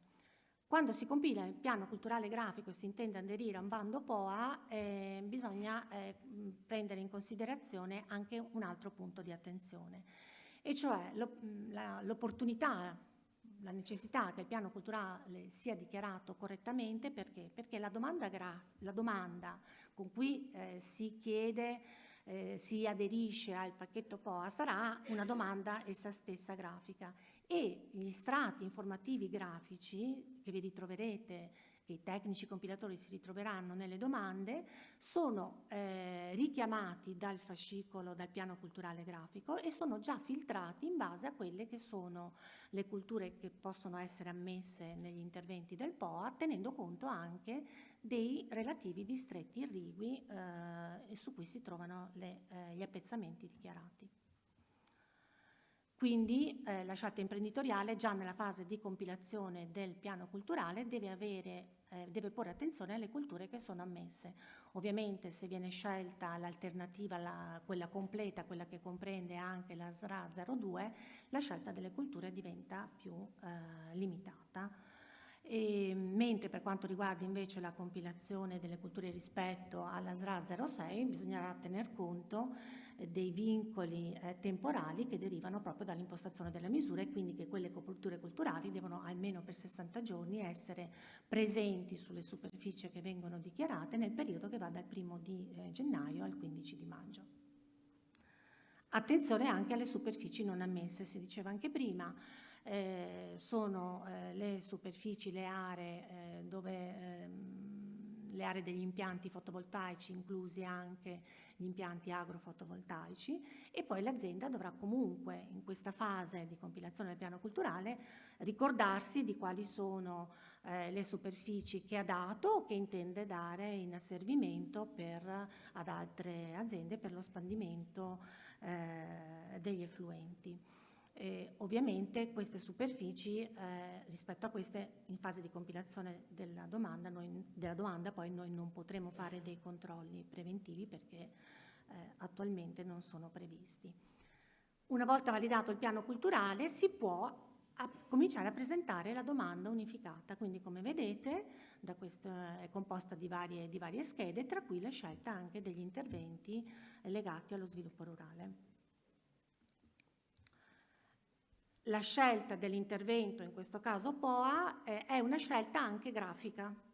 Come vi dicevo prima, la domanda attinge dal fascicolo, dal piano culturale grafico, gli stati informativi necessari, e quindi il compilatore della domanda si troverà proposti già gli appezzamenti che possono essere richiesti, impegnati con il POA, e quelli che invece non sono richiedibili. Se guardate questa parcella, questa unica parcella, quindi uso omogeneo del suolo, dove vediamo la parte rossa che indica una parte della parcella, scusate la cacofonia, che non può essere richiedibile nell'ambito del POA, mentre la parte verde può essere richiesta. L'imprenditore, in questo caso l'azienda, cosa ha scelto? Ha scelto di impegnare solo la parte che vedete disegnata in verde con il contorno brillante in alto, mentre la parte con quella specie di reticolo sempre verde poteva chiederla, poteva impegnarla nel POA, ma nel suo progetto non ha previsto di impegnarla completamente. Quindi questa è un'agevolazione nel momento in cui si fa la domanda proprio del POA. Questo vale ovviamente per tutti gli impegni, per le varie tipologie di impegni specifici. La domanda di adesione al POA all'interno della domanda unificata per il 2025 varrà come domanda di aiuto e anche di pagamento, quindi domanda di aiuto fino alla concessione, fino alla formazione della graduatoria, per capirci, e poi se la domanda assume una posizione utile in questa graduatoria, la domanda diventerà domanda di pagamento annuale. Successivamente, per il periodo di impegno per l'intero quinquennio, dovrà essere presentata una domanda di conferma che vale come domanda di pagamento annuale. In sede di compilazione della domanda ci sono delle attenzioni da prestare e riguardano le condizioni minime di ammissibilità al pacchetto, rispetto alle quali la previsione che abbiamo in agenzia è di attivare controlli automatici informatici su tutte queste condizioni minime che vedete elencate, a partire dalla soglia minima di 1 ettaro per ciascuna SRA, aiutatemi che non ci vedo, il rispetto dei distretti irrigui, e poi appunto la superficie minima da impegnare per il pacchetto, che è il 25% della superficie seminativa dell'UTE, superficie che coincide, questa superficie impegnata coincide sia per la SRA 20 che per la SRA 02, dedicata quindi appunto agli impegni legati alla riduzione dell'utilizzo di acqua, irriguo, ok? Mentre per quanto riguarda la SRA 06, la superficie impegnata in questo tipo di intervento è un di cui di quella precedente, un 25% di quel 25%. E altro controllo che funzionerà sarà quello sull'inizio di conduzione delle superfici, quindi dall'1/1/2025. Nella presentazione della domanda vale poi opererà un controllo che funziona sempre per la domanda unificata, che è la conduzione alla data della conduzione delle superfici richieste impegno alla data del 15 di maggio. Auguriamoci che non ci siano tutte le proroghe nel 2025 che ci sono state quest'anno, ma lo dico così in maniera del tutto spassionata. Questo qui, vabbè, è un piccolo schema proprio che non è certo la domanda grafica, ma solo per farvi capire che fatto 100 la superficie seminativo di un UTE aziendale, i quadratini disegnati sotto rappresentano il minimo che deve essere impegnato per il POA per poter accedere. Quindi i 25 ettari su 100 devono essere impegnati per il pacchetto, 6,25 dovrebbe essere, è la superficie minima che va impegnata per la SRA 06, che è un intervento stabile del pacchetto, come si diceva prima, no? Solamente la SRA 02 ci potrà essere un ripensamento a livello di scelta aziendale. Nella compilazione della domanda, attenzione ai punteggi, c'è una scheda punteggi, in questo caso non potremo fare dei controlli veri e propri di merito, ma semplicemente un controllo sull'avvenuta compilazione di quella scheda. O è stato chiesto sono stati chiesti uno o più punteggi, oppure è stato flaggato la dichiarazione non chiedo nessun punteggio. Questo è l'unico controllo che potremo attivare. Perché? Perché la veridicità dei punteggi la potremo verificare solamente durante la fase dell'istruttoria di ammissibilità, 120 giorni dal 15 di maggio, quindi graduatorie previste nel mese di ottobre. E c'è una regola fissa, anche questa, no, che vale per l'attribuzione dei punteggi: si attribuisce sempre il minor punteggio tra l'accertato e il richiesto. Accerto meno punteggi di quelli che mi hai chiesto, ti do il punteggio inferiore. Accerto che potevi avere più punteggi, me ne hai chiesti meno, ti prendi il punteggio che hai richiesto. E questa, insomma, è una regola proprio basica per la valutazione della selezione delle operazioni. Per verificare questi punteggi faremo riferimento alle banche dati disponibili nel momento in cui dovremo fare l'istruttoria.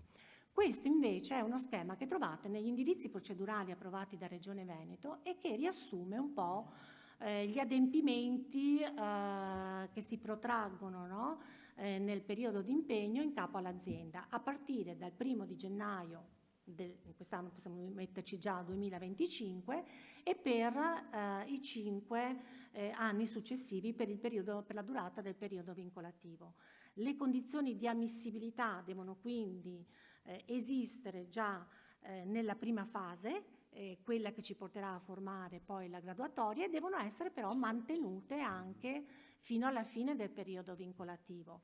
Accanto a queste l'azienda dovrà rispettare, dovrà adempiere a quegli impegni che si è assunta decidendo di fruire di questi aiuti. Condizioni di ammissibilità e impegni che poi AVEP andrà a controllare.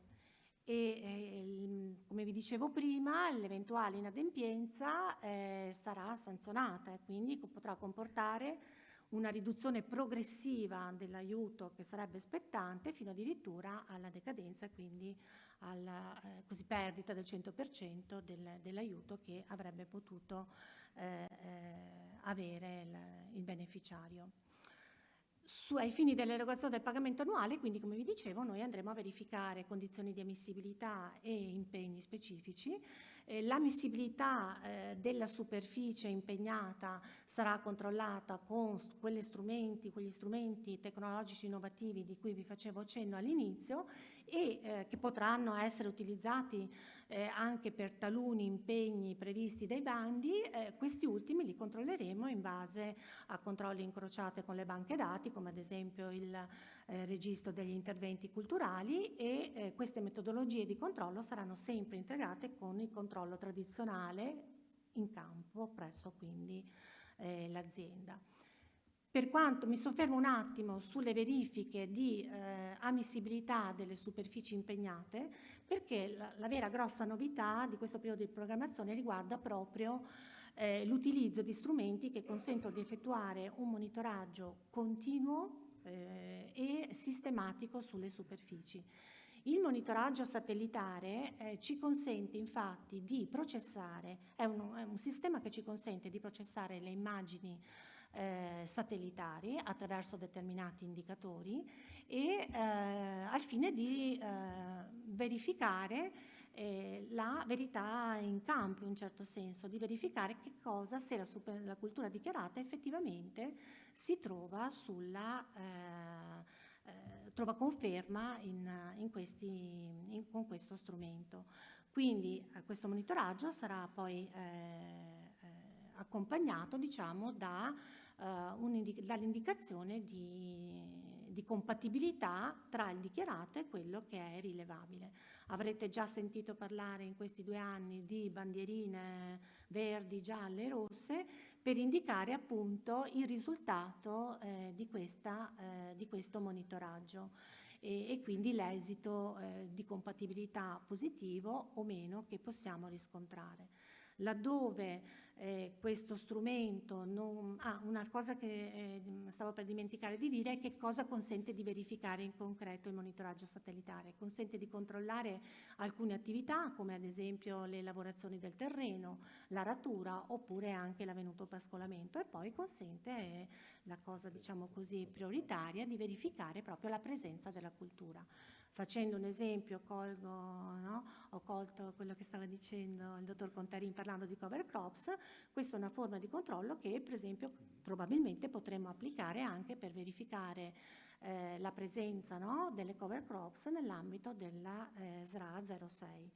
Anche perché il monitoraggio satellitare presuppone l'utilizzo e la valutazione dell'andamento di indici di vegetazione, i cosiddetti NVI. Quindi si può nel tempo controllare proprio la crescita vegetativa. Io non sono un agronomo, quindi scusate se parlo in maniera molto elementare, però il concetto è questo: si può controllare nel tempo l'andamento di una determinata cultura.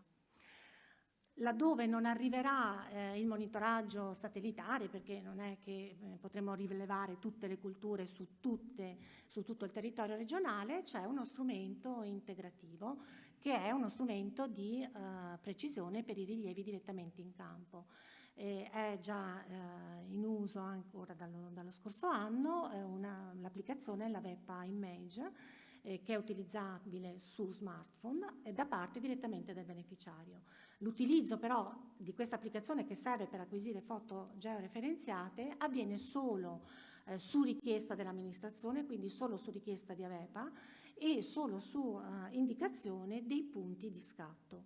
È uno strumento che ha un valore equivalente a quello del monitoraggio satellitare perché risponde a degli standard europei di sicurezza e di precisione, di sicurezza informatica, di precisione perché consente appunto di vedere bene che cosa c'è in campo. È uno strumento di facile utilizzo e i cui dati sono direttamente integrabili nel sistema di controllo dell'Agenzia. In sintesi, per dire che i risultati dell'utilizzo di questi strumenti entrano direttamente nel processo di definizione degli esiti istruttori ai fini dell'erogazione dei contributi. Tutto questo in combinato però disposto con che cosa? Con i controlli tradizionali, come vi dicevo anche prima, siano essi controlli in loco presso l'azienda, siano controlli di natura amministrativa attraverso incrocio con banche dati che saranno disponibili quando dovremo fare le istruttorie. E che cosa trovate sul nostro sito? Trovate sempre le modalità per accreditarsi al sistema informativo di AVEPA. Noi come agenzia consigliamo sempre alle aziende di registrarsi, di accreditarsi in modo tale da poter visualizzare il proprio fascicolo aziendale, anche questa volta nella componente grafica, e avere così consapevolezza di quali e quante sono le informazioni delle loro aziende che sono registrate nel nostro sistema. Potrebbe anche mancare qualcosa, quindi rivolgendovi al vostro gestore del fascicolo, insomma, potete favorire l'aggiornamento di questi dati. Sul sistema troverete le guide operative, trovate già le guide operative per la gestione del piano informatico e poi la guida operativa anche per la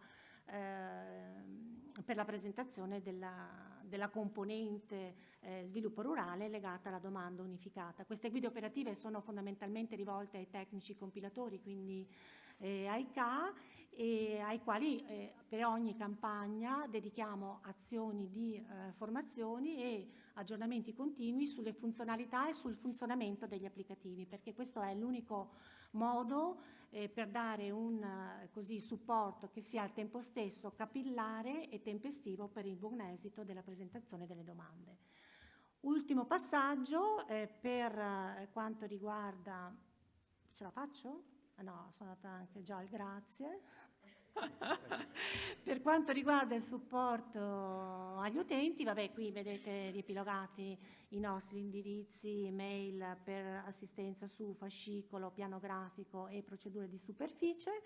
Per le domande legate alle superficie potete rivolgervi anche agli uffici supporto aziende di ciascun sportello provinciale di Avepa. E solamente per questioni legate all'informatica si può scrivere all'indirizzo dell'helpdesk appunto informatico. Per quanto riguarda quesiti che già non siano stati posti e abbiano già avuto una risposta sui bandi attuali, noi facciamo sicuramente da tramite rispetto alle strutture regionali laddove non siamo non abbiamo l'autonomia per darvi una risposta completa. Grazie. Grazie a Marilena Trevisin, sportello Avepa, insomma la mappatura, un po' delle cose a cui stare attenti. C'è spazio, non tantissimo però, per le vostre domande, ne abbiamo già una. Allora, grazie Maria Paola, io ne prenderei 2 o 3 in modo da poi riuscire a rispondere una dietro l'altra. Sì. Prego. Grazie. Buonasera, sono Rossi di Coldiretti Rovigo. Volevo fare 2 domande alla dottoressa Lazzaro che riguardano la SRA 06 della Cover. Nel bando, se ho letto bene, se mi ricordo bene, c'è scritto che i 60 giorni devono essere continuativi nel periodo tra il 1° gennaio e il 15 maggio. Lei prima ha fatto un passaggio dicendo invece che la cover deve essere presente al 1° gennaio per 60 giorni. Vorrei un chiarimento. Poi, sempre riguardo la SRA 06, le chiedevo se la superficie destinata nel 2025, mettiamo sia il 30%, diventa la base minima di riferimento per gli anni seguenti, o se negli anni seguenti posso variare e nel qual caso diminuirla. Grazie. Prendiamo già un'altra, ne facciamo 3 e poi passiamo alle risposte. Prego. Sì, una domanda anch'io alla dottoressa Lazzaro. Inerente il discorso, se il consorzio di bonifica, per motivi che adesso non posso sapere, ha un problema temporale al canale che mi deve dare acqua per l'irrigazione e in quel periodo non riesce a soddisfare l'approvvigionamento idrico, come si deve comportare l'azienda? Altra domanda, se la cover che vado a seminare per mia volontà supera il 25% del minimo che voi richiedete nel bando, viene pagato anche la percentuale in aggiunta o come precedentemente nel bando 10.1.2 veniva pagato solo il 25%? Ultima domanda, se per 1000 motivi che adesso non posso star lì ad elencare l'azienda nel quinquennio di impegno diminuisce la superficie aziendale, cosa succede? Grazie. No, sono domande abbastanza ricche, forse se siete d'accordo darei una risposta, inizierei a dare una risposta, poi facciamo un altro giro veloce. Barbara, tutte per lei. Certo, Ecco qua, qui c'è anche un microfono. Irene Martini, per Prego. chi non l'ha conosciuta, che è l'autrice di tutta Buonasera. Sì, sta struttura diciamo qua. in ufficio collaboriamo con Barbara. Allora, la questione dei 60 giorni che si collocano nei primi mesi dell'anno, giustamente diceva Barbara dal 1° gennaio, perché è dal 1° gennaio che possono partire questi 60 giorni. Quindi noi abbiamo questi 60 giorni, possono essere già dal 1° gennaio, nel caso in cui appunto la ditta aderisse alla 10.1.2, abbia la sua cover in campo e dica ok, lasciamola là, e quando è al 2, 3, 4, 10 di marzo, quando è, parto e tolgo e via. Per quanto riguarda, poi c'era appunto la questione della superficie destinata, allora la questione della diminuzione della superficie complessiva ha una tolleranza. No, la cover, per quanto riguarda la cover, allora abbiamo detto che questa qua, se si parte con un impegno, si è all'interno di un bando, quindi il bando si porta dentro l'obbligo di mantenere quella superficie nelle tolleranze generali del PSP, cioè al massimo una riduzione del 20% della superficie negli anni, diciamo. Ecco, questo è il top della riduzione che possiamo accettare, ok? Dopodiché la questione dell'irrigazione, ok? Allora, quello che abbiamo fatto nel tempo all'interno di tutto l'impegno della ex 10.1.2 era proprio quello di portarci dentro anche proprio la possibilità di irrigare. Quindi laddove la ditta aderisca al servizio che comprende anche tutta la parte informativa stessa dei consorzi, se questa possibilità non c'è, non è possibile che gli venga dato il consiglio di irrigare. Ok? Quindi siamo in questo contesto qua, è lo sforzo che abbiamo fatto di logica, perché ok, sì, sarebbe tanto bello poter irrigare, però se l'acqua non c'è, e quindi di fatto ci si ritroverà con un registro che parla da sé, cioè se non c'era l'acqua non c'era neanche il consiglio, e quindi la ditta non aveva l'obbligo in quel momento di portare, benché giustamente, per carità, se non piove, però se il canale non porta nulla, come si fa? E quindi questo, diciamo, è lo sforzo che abbiamo fatto e che vorremmo riproporre in futuro. Poi invece per quanto riguarda il pagamento delle cover, vale lo stesso principio, cioè anche questo è un bando a sé, per cui se io non ho il 25 ma ho il 30%, pago il mio 30% rispetto al totale della SOI che ha già l'impegno della Sraventi, quindi posso anche aderire con il 50%, ok? E avrò il mio pagamento su quella parte lì della cover. Ovvio che poi nella possibilità di girare queste superfici me lo devo portare avanti questo 50%, quindi devo avere un po' una coscienza critica rispetto al futuro, perché abbiamo una media gittata che sono 5 anni che possono insomma anche impattare dal punto di vista della gestione della rotazione. Se l'azienda diminuisce la superficie aziendale, cosa succede? Sì. Scusa, una precisazione, sì. Ma lei non può aumentarla a caso di anno in anno? No, non si aumenta la superficie ad impegno, no. Cioè la può aumentare, ma non le viene riconosciuto un pagamento superiore all'aiuto che ha richiesto inizialmente. Infatti la superficie accertata si parte da quella e basta. Ok, scusate, sono intervenuto in gamba tesa perché mi sembrava che fosse un po' il punto questo. Poi c'era il se si diminuisce, c'era anche. Sì, se diminuisce ci sono delle tolleranze massime in diminuzione che vengono dettate appunto a livello generale. Il massimo è il 20%, di più non si può diminuire. Per ognuno di questi 3 SRA del pacchetto. No, ma in caso della SAU. La domanda era se l'azienda diminuisce la superficie aziendale a impegno, cosa succede? Aziendale a impegno. A impegno, cioè, ci sono semplicemente delle riduzioni di pagamento, ma non andando oltre questo 20% non ci sono penalizzazioni in questo senso. Ecco. Posso intervenire io perché non ho capito molto bene. Allora, però provo a ripetere. Sì.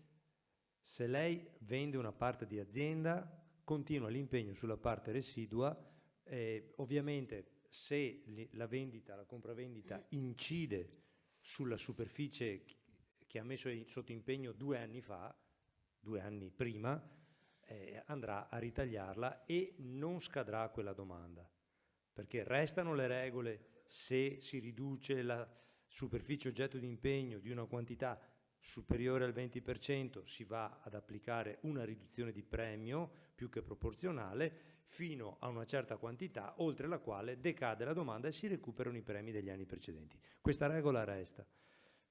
Se si parla, ripeto, di compravendita o di esproprio che riduce la superficie aziendale, scattano dei meccanismi diversi prima di arrivare a queste penalizzazioni, in modo tale che siano ben distinti i due percorsi. Come diceva la dottoressa, appunto, la riduzione tollerata invece della SOI, la SOI è la superficie oggetto di impegno che è pari a 100 una volta che AVEPA completa la prima istruttoria di ammissibilità e definisce la graduatoria. Quella è la SOI da tenere presente, quella può essere appunto rosicchiata nell'arco di tutti i 5 anni per non più del 20%. Io ho capito questo. Sì, determina la decadenza. Sul 19%, perché decade la domanda.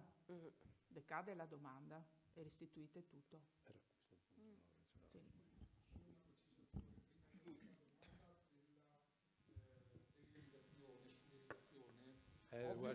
Aspetti che non sentono gli altri.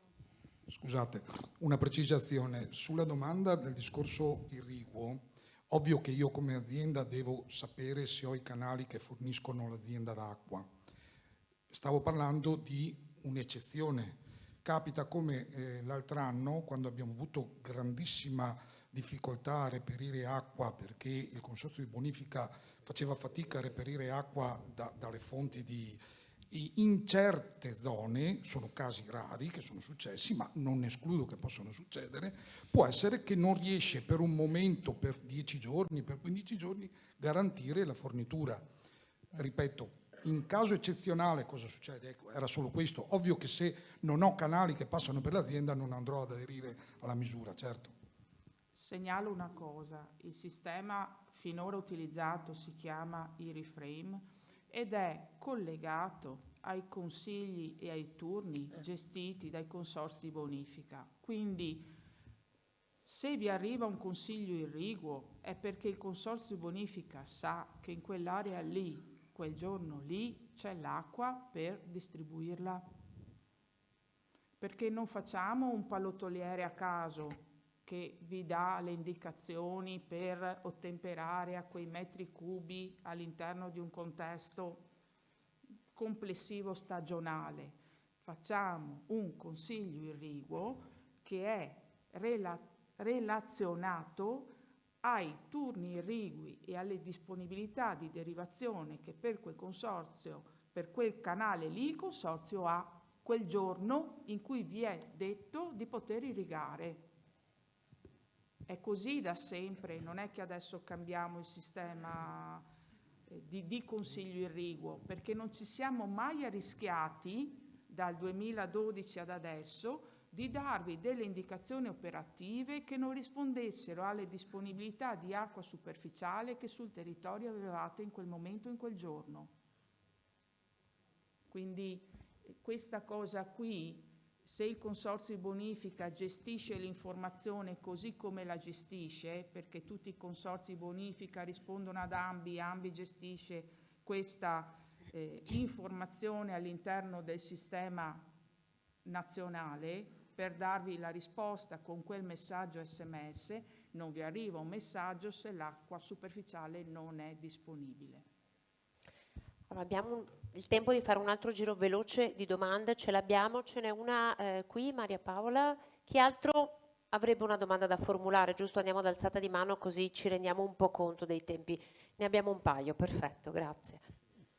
Grazie, scusate, non vorrei essere che si fosse ripetitivi, però il discorso della diminuzione aziendale, per chiarezza, è posto un'azienda di 100 ettari che fa domanda su 100 ettari, dopo 3 anni uno ha l'occasione di vendere metà dell'azienda, il 50%, vorrei fosse chiarito questo punto.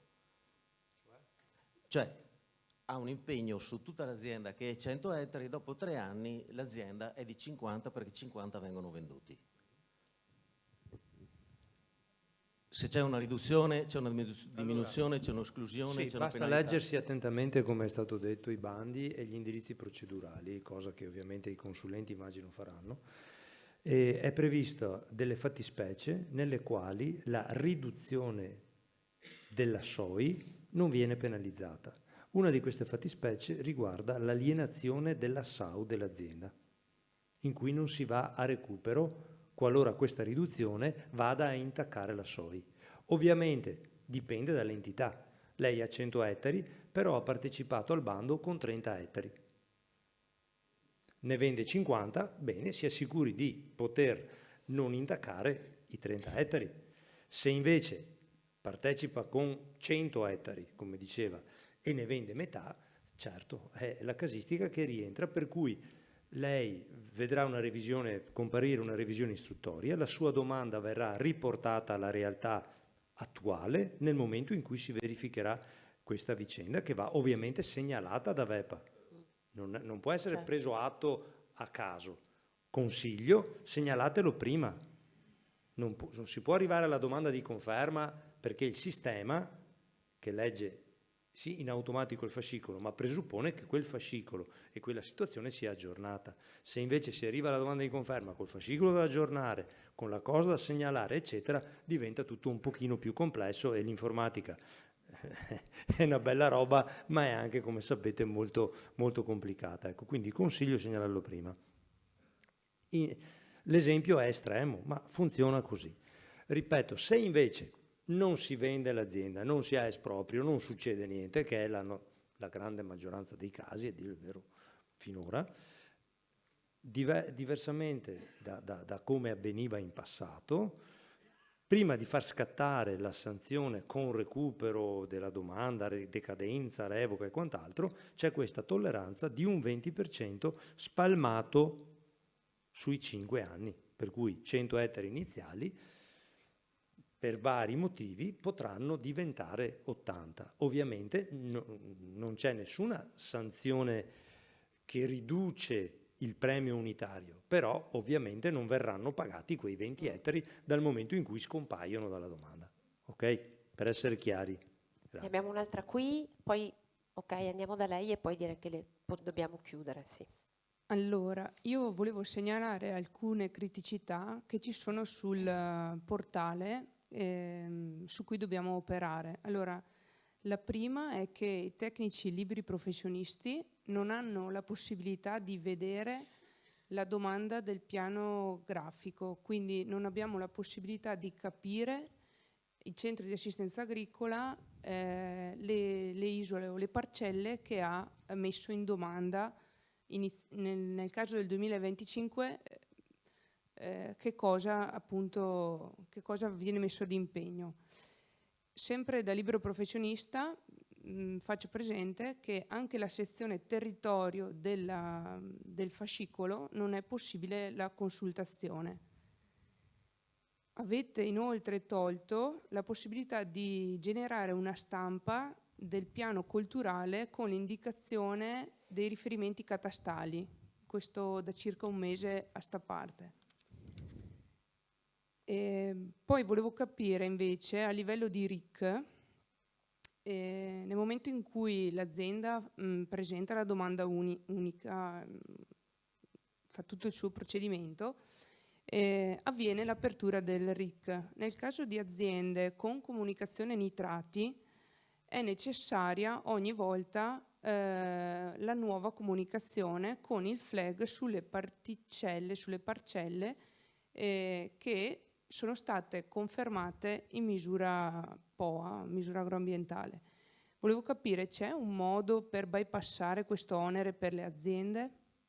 Esiste che tramite il piano culturale grafico venga riversato direttamente sul RIC la possibilità di fare lo spandimento dell'organico che un'azienda ha senza dover rifare una comunicazione nitrati dove riporta sostanzialmente le parcelle interessate a misura? Grazie. Ma siccome sono domande abbastanza specifiche, forse farei rispondere al volo e poi prendiamo davvero l'ultima domanda. Rispondo subito a questa. Risponde a quest'ultima, benissimo. Sì. Questa cosina qui è complicata. Allora, legame RIC comunicazione.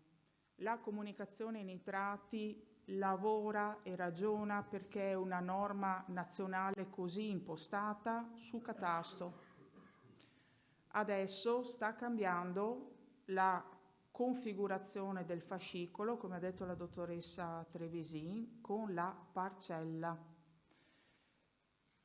Non possiamo noi, amministrazione regionale, cambiare la norma nazionale, ok? Per cui a livello nazionale dobbiamo sempre rispondere con l'informazione a catasto. Adesso partirà tutta una serie di attività, ma non dureranno un mese. Lo segnalo, cioè ci coinvolgeranno per 1 o 2 anni e dovremmo far parlare la comunicazione e il registro nitrati catastale con le informazioni a fascicolo, d'accordo? Tutte queste informazioni dovranno uscire e parlare il linguaggio del controllo che è chiesto a livello nazionale dal SIAN. In questo sistema potrà essere riconosciuto quello che viene chiesto e non il flag, ma è un mondo di lavoro estremamente complesso a cui si arriverà per gradi, perché comunque la risposta ambientale della norma è sempre sul foglio catastale. Così è scritto a livello nazionale e chi fa la PAC non è chi fa la norma ambientale e come regione dobbiamo rispondere a entrambe e legarle. Per l'accesso ai liberi professionisti risponde lei, dottoressa Trevisin. Sì, per quanto riguarda il fascicolo aziendale può essere gestito dal gestore autorizzato e l'unica delega che l'agenzia ha è rispetto ai centri autorizzati di assistenza agricola. Quindi, come dicevo prima, noi consigliamo alle aziende di accreditarsi per visualizzare il proprio fascicolo, ma un terzo soggetto che non abbia una delega o un mandato, i dati del fascicolo allo stato attuale non mi risulta che li possa visualizzare. Poi, per carità, magari non sono completamente aggiornata sulle cose dell'agenzia, ma spero di esserlo. E analogamente per la presentazione della domanda, chi compila la domanda è perché ha il mandato a compilarla. Quindi soggetti terzi che non abbiano in essere mandati o deleghe non riescono a visualizzare la singola domanda piuttosto che il singolo fascicolo. Poi, se parliamo di casi specifici, lo dobbiamo fare ragionando proprio sul caso concreto, quindi tramite i nostri uffici. Ecco. Quindi ci si può ragionare, insomma, sì, capire, non so però se il meccanismo è funzionato. No, ma forse non sono stata chiara. La delega alla visualizzazione del fascicolo, cioè si riesce a vedere tutto quello, il contenitore dell'azienda, non si riesce a vedere la domanda unificata con l'esplosione delle parcelle che vanno a misura. La domanda non è fascicolo aziendale. Esatto. E quindi la vede esclusivamente chi ha il mandato per averla compilata e presentata. Ultima domanda, poi davvero dobbiamo chiudere, prego. Alla luce di quello che dice la collega, noi siamo un po' come consulenti tecnici, siamo un po' in difficoltà a fare la consulenza alle aziende perché non riusciamo a visualizzare i dati, le superfici a impegno.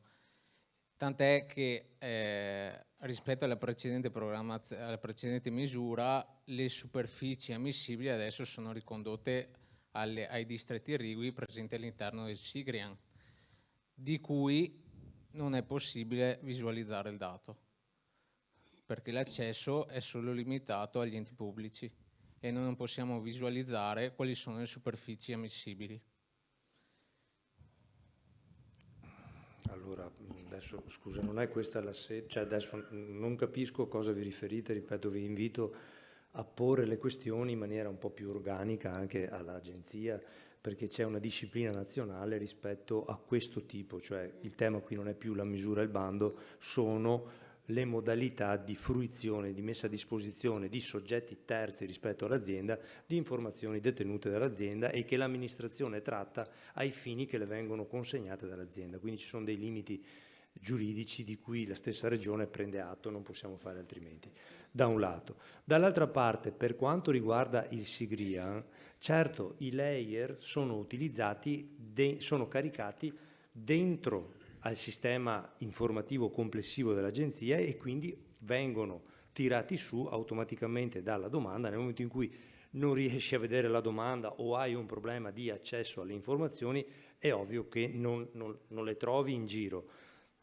Dal punto di vista di avere la disponibilità invece legata alle domande per fare consulenza su questi temi o anche per altre ragioni, chi alimenta Sigrian sono i consorzi di bonifica, ok?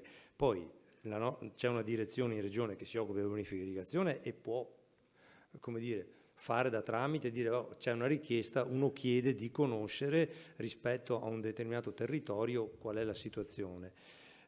Però, ripeto, lì bisogna rivolgersi al consorzio di bonifica per conoscere rispetto a un'azienda o più aziende o un comune o un'area qual è la situazione, quali sono le informazioni presenti appunto su Sigrian. Ecco, questo, il fatto di averli precaricati è stato perché si cercava di come dire, razionalizzare il meccanismo, il flusso di domanda, insomma, in modo tale che le informazioni fossero tutte presenti sul medesimo sistema. Ripeto, se questo come dire, se c'è il problema di questa triangolazione tra gestore del fascicolo, azienda, consulente, che adesso causa la domanda, l'impostazione grafica salta rispetto alle modalità precedenti che erano più come dire, più efficaci ai fini delle presentazioni della domanda, da un certo punto di vista più ruspanti, artigianali, meno tecnologiche,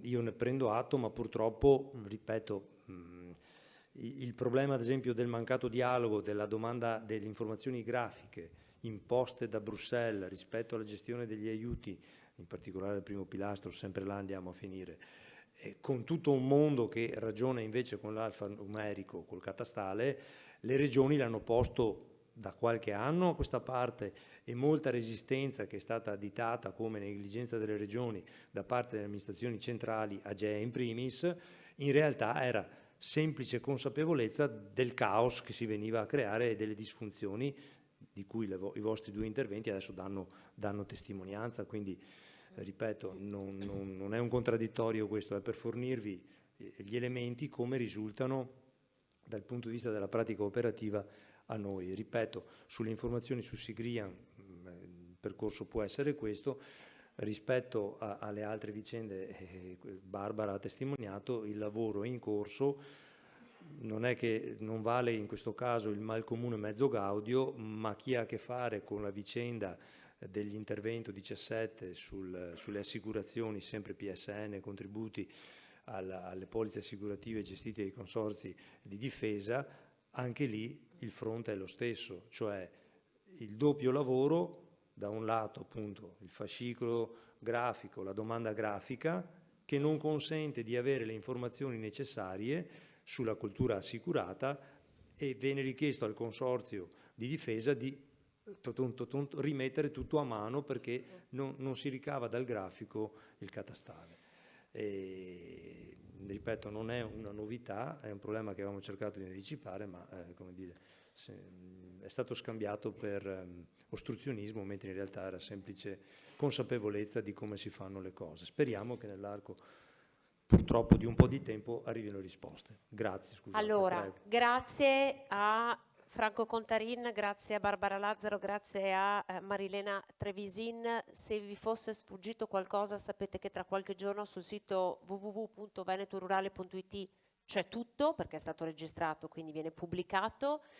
Attenzione, perché poi per essere aggiornati per quanto riguarda lo sviluppo rurale ci sono tutti i canali, quindi Telegram, Facebook, Instagram, quindi insomma usateli perché sono a vostra disposizione. Vi chiedo di compilare il questionario di gradimento perché è importante, insomma, anche per noi. Io ringrazio insomma davvero per questo incontro, non è volata una mosca, quindi insomma siete stati direi estremamente attenti. Avete una cartellina e dentro c'è un po' tutto, no? Quindi il complemento per lo sviluppo regionale, avete una sorta di vademecum, dategli un'occhiata, QR code per andare a vedere gli spot e poi insomma anche per entrare proprio all'interno dei bandi. Dovreste avere tutte le informazioni che potevamo darvi a disposizione. Grazie ancora ai nostri professionisti della Regione per essere stati con noi e grazie a voi per aver scelto di esserci a questo appuntamento questa sera. Buon lavoro, arrivederci.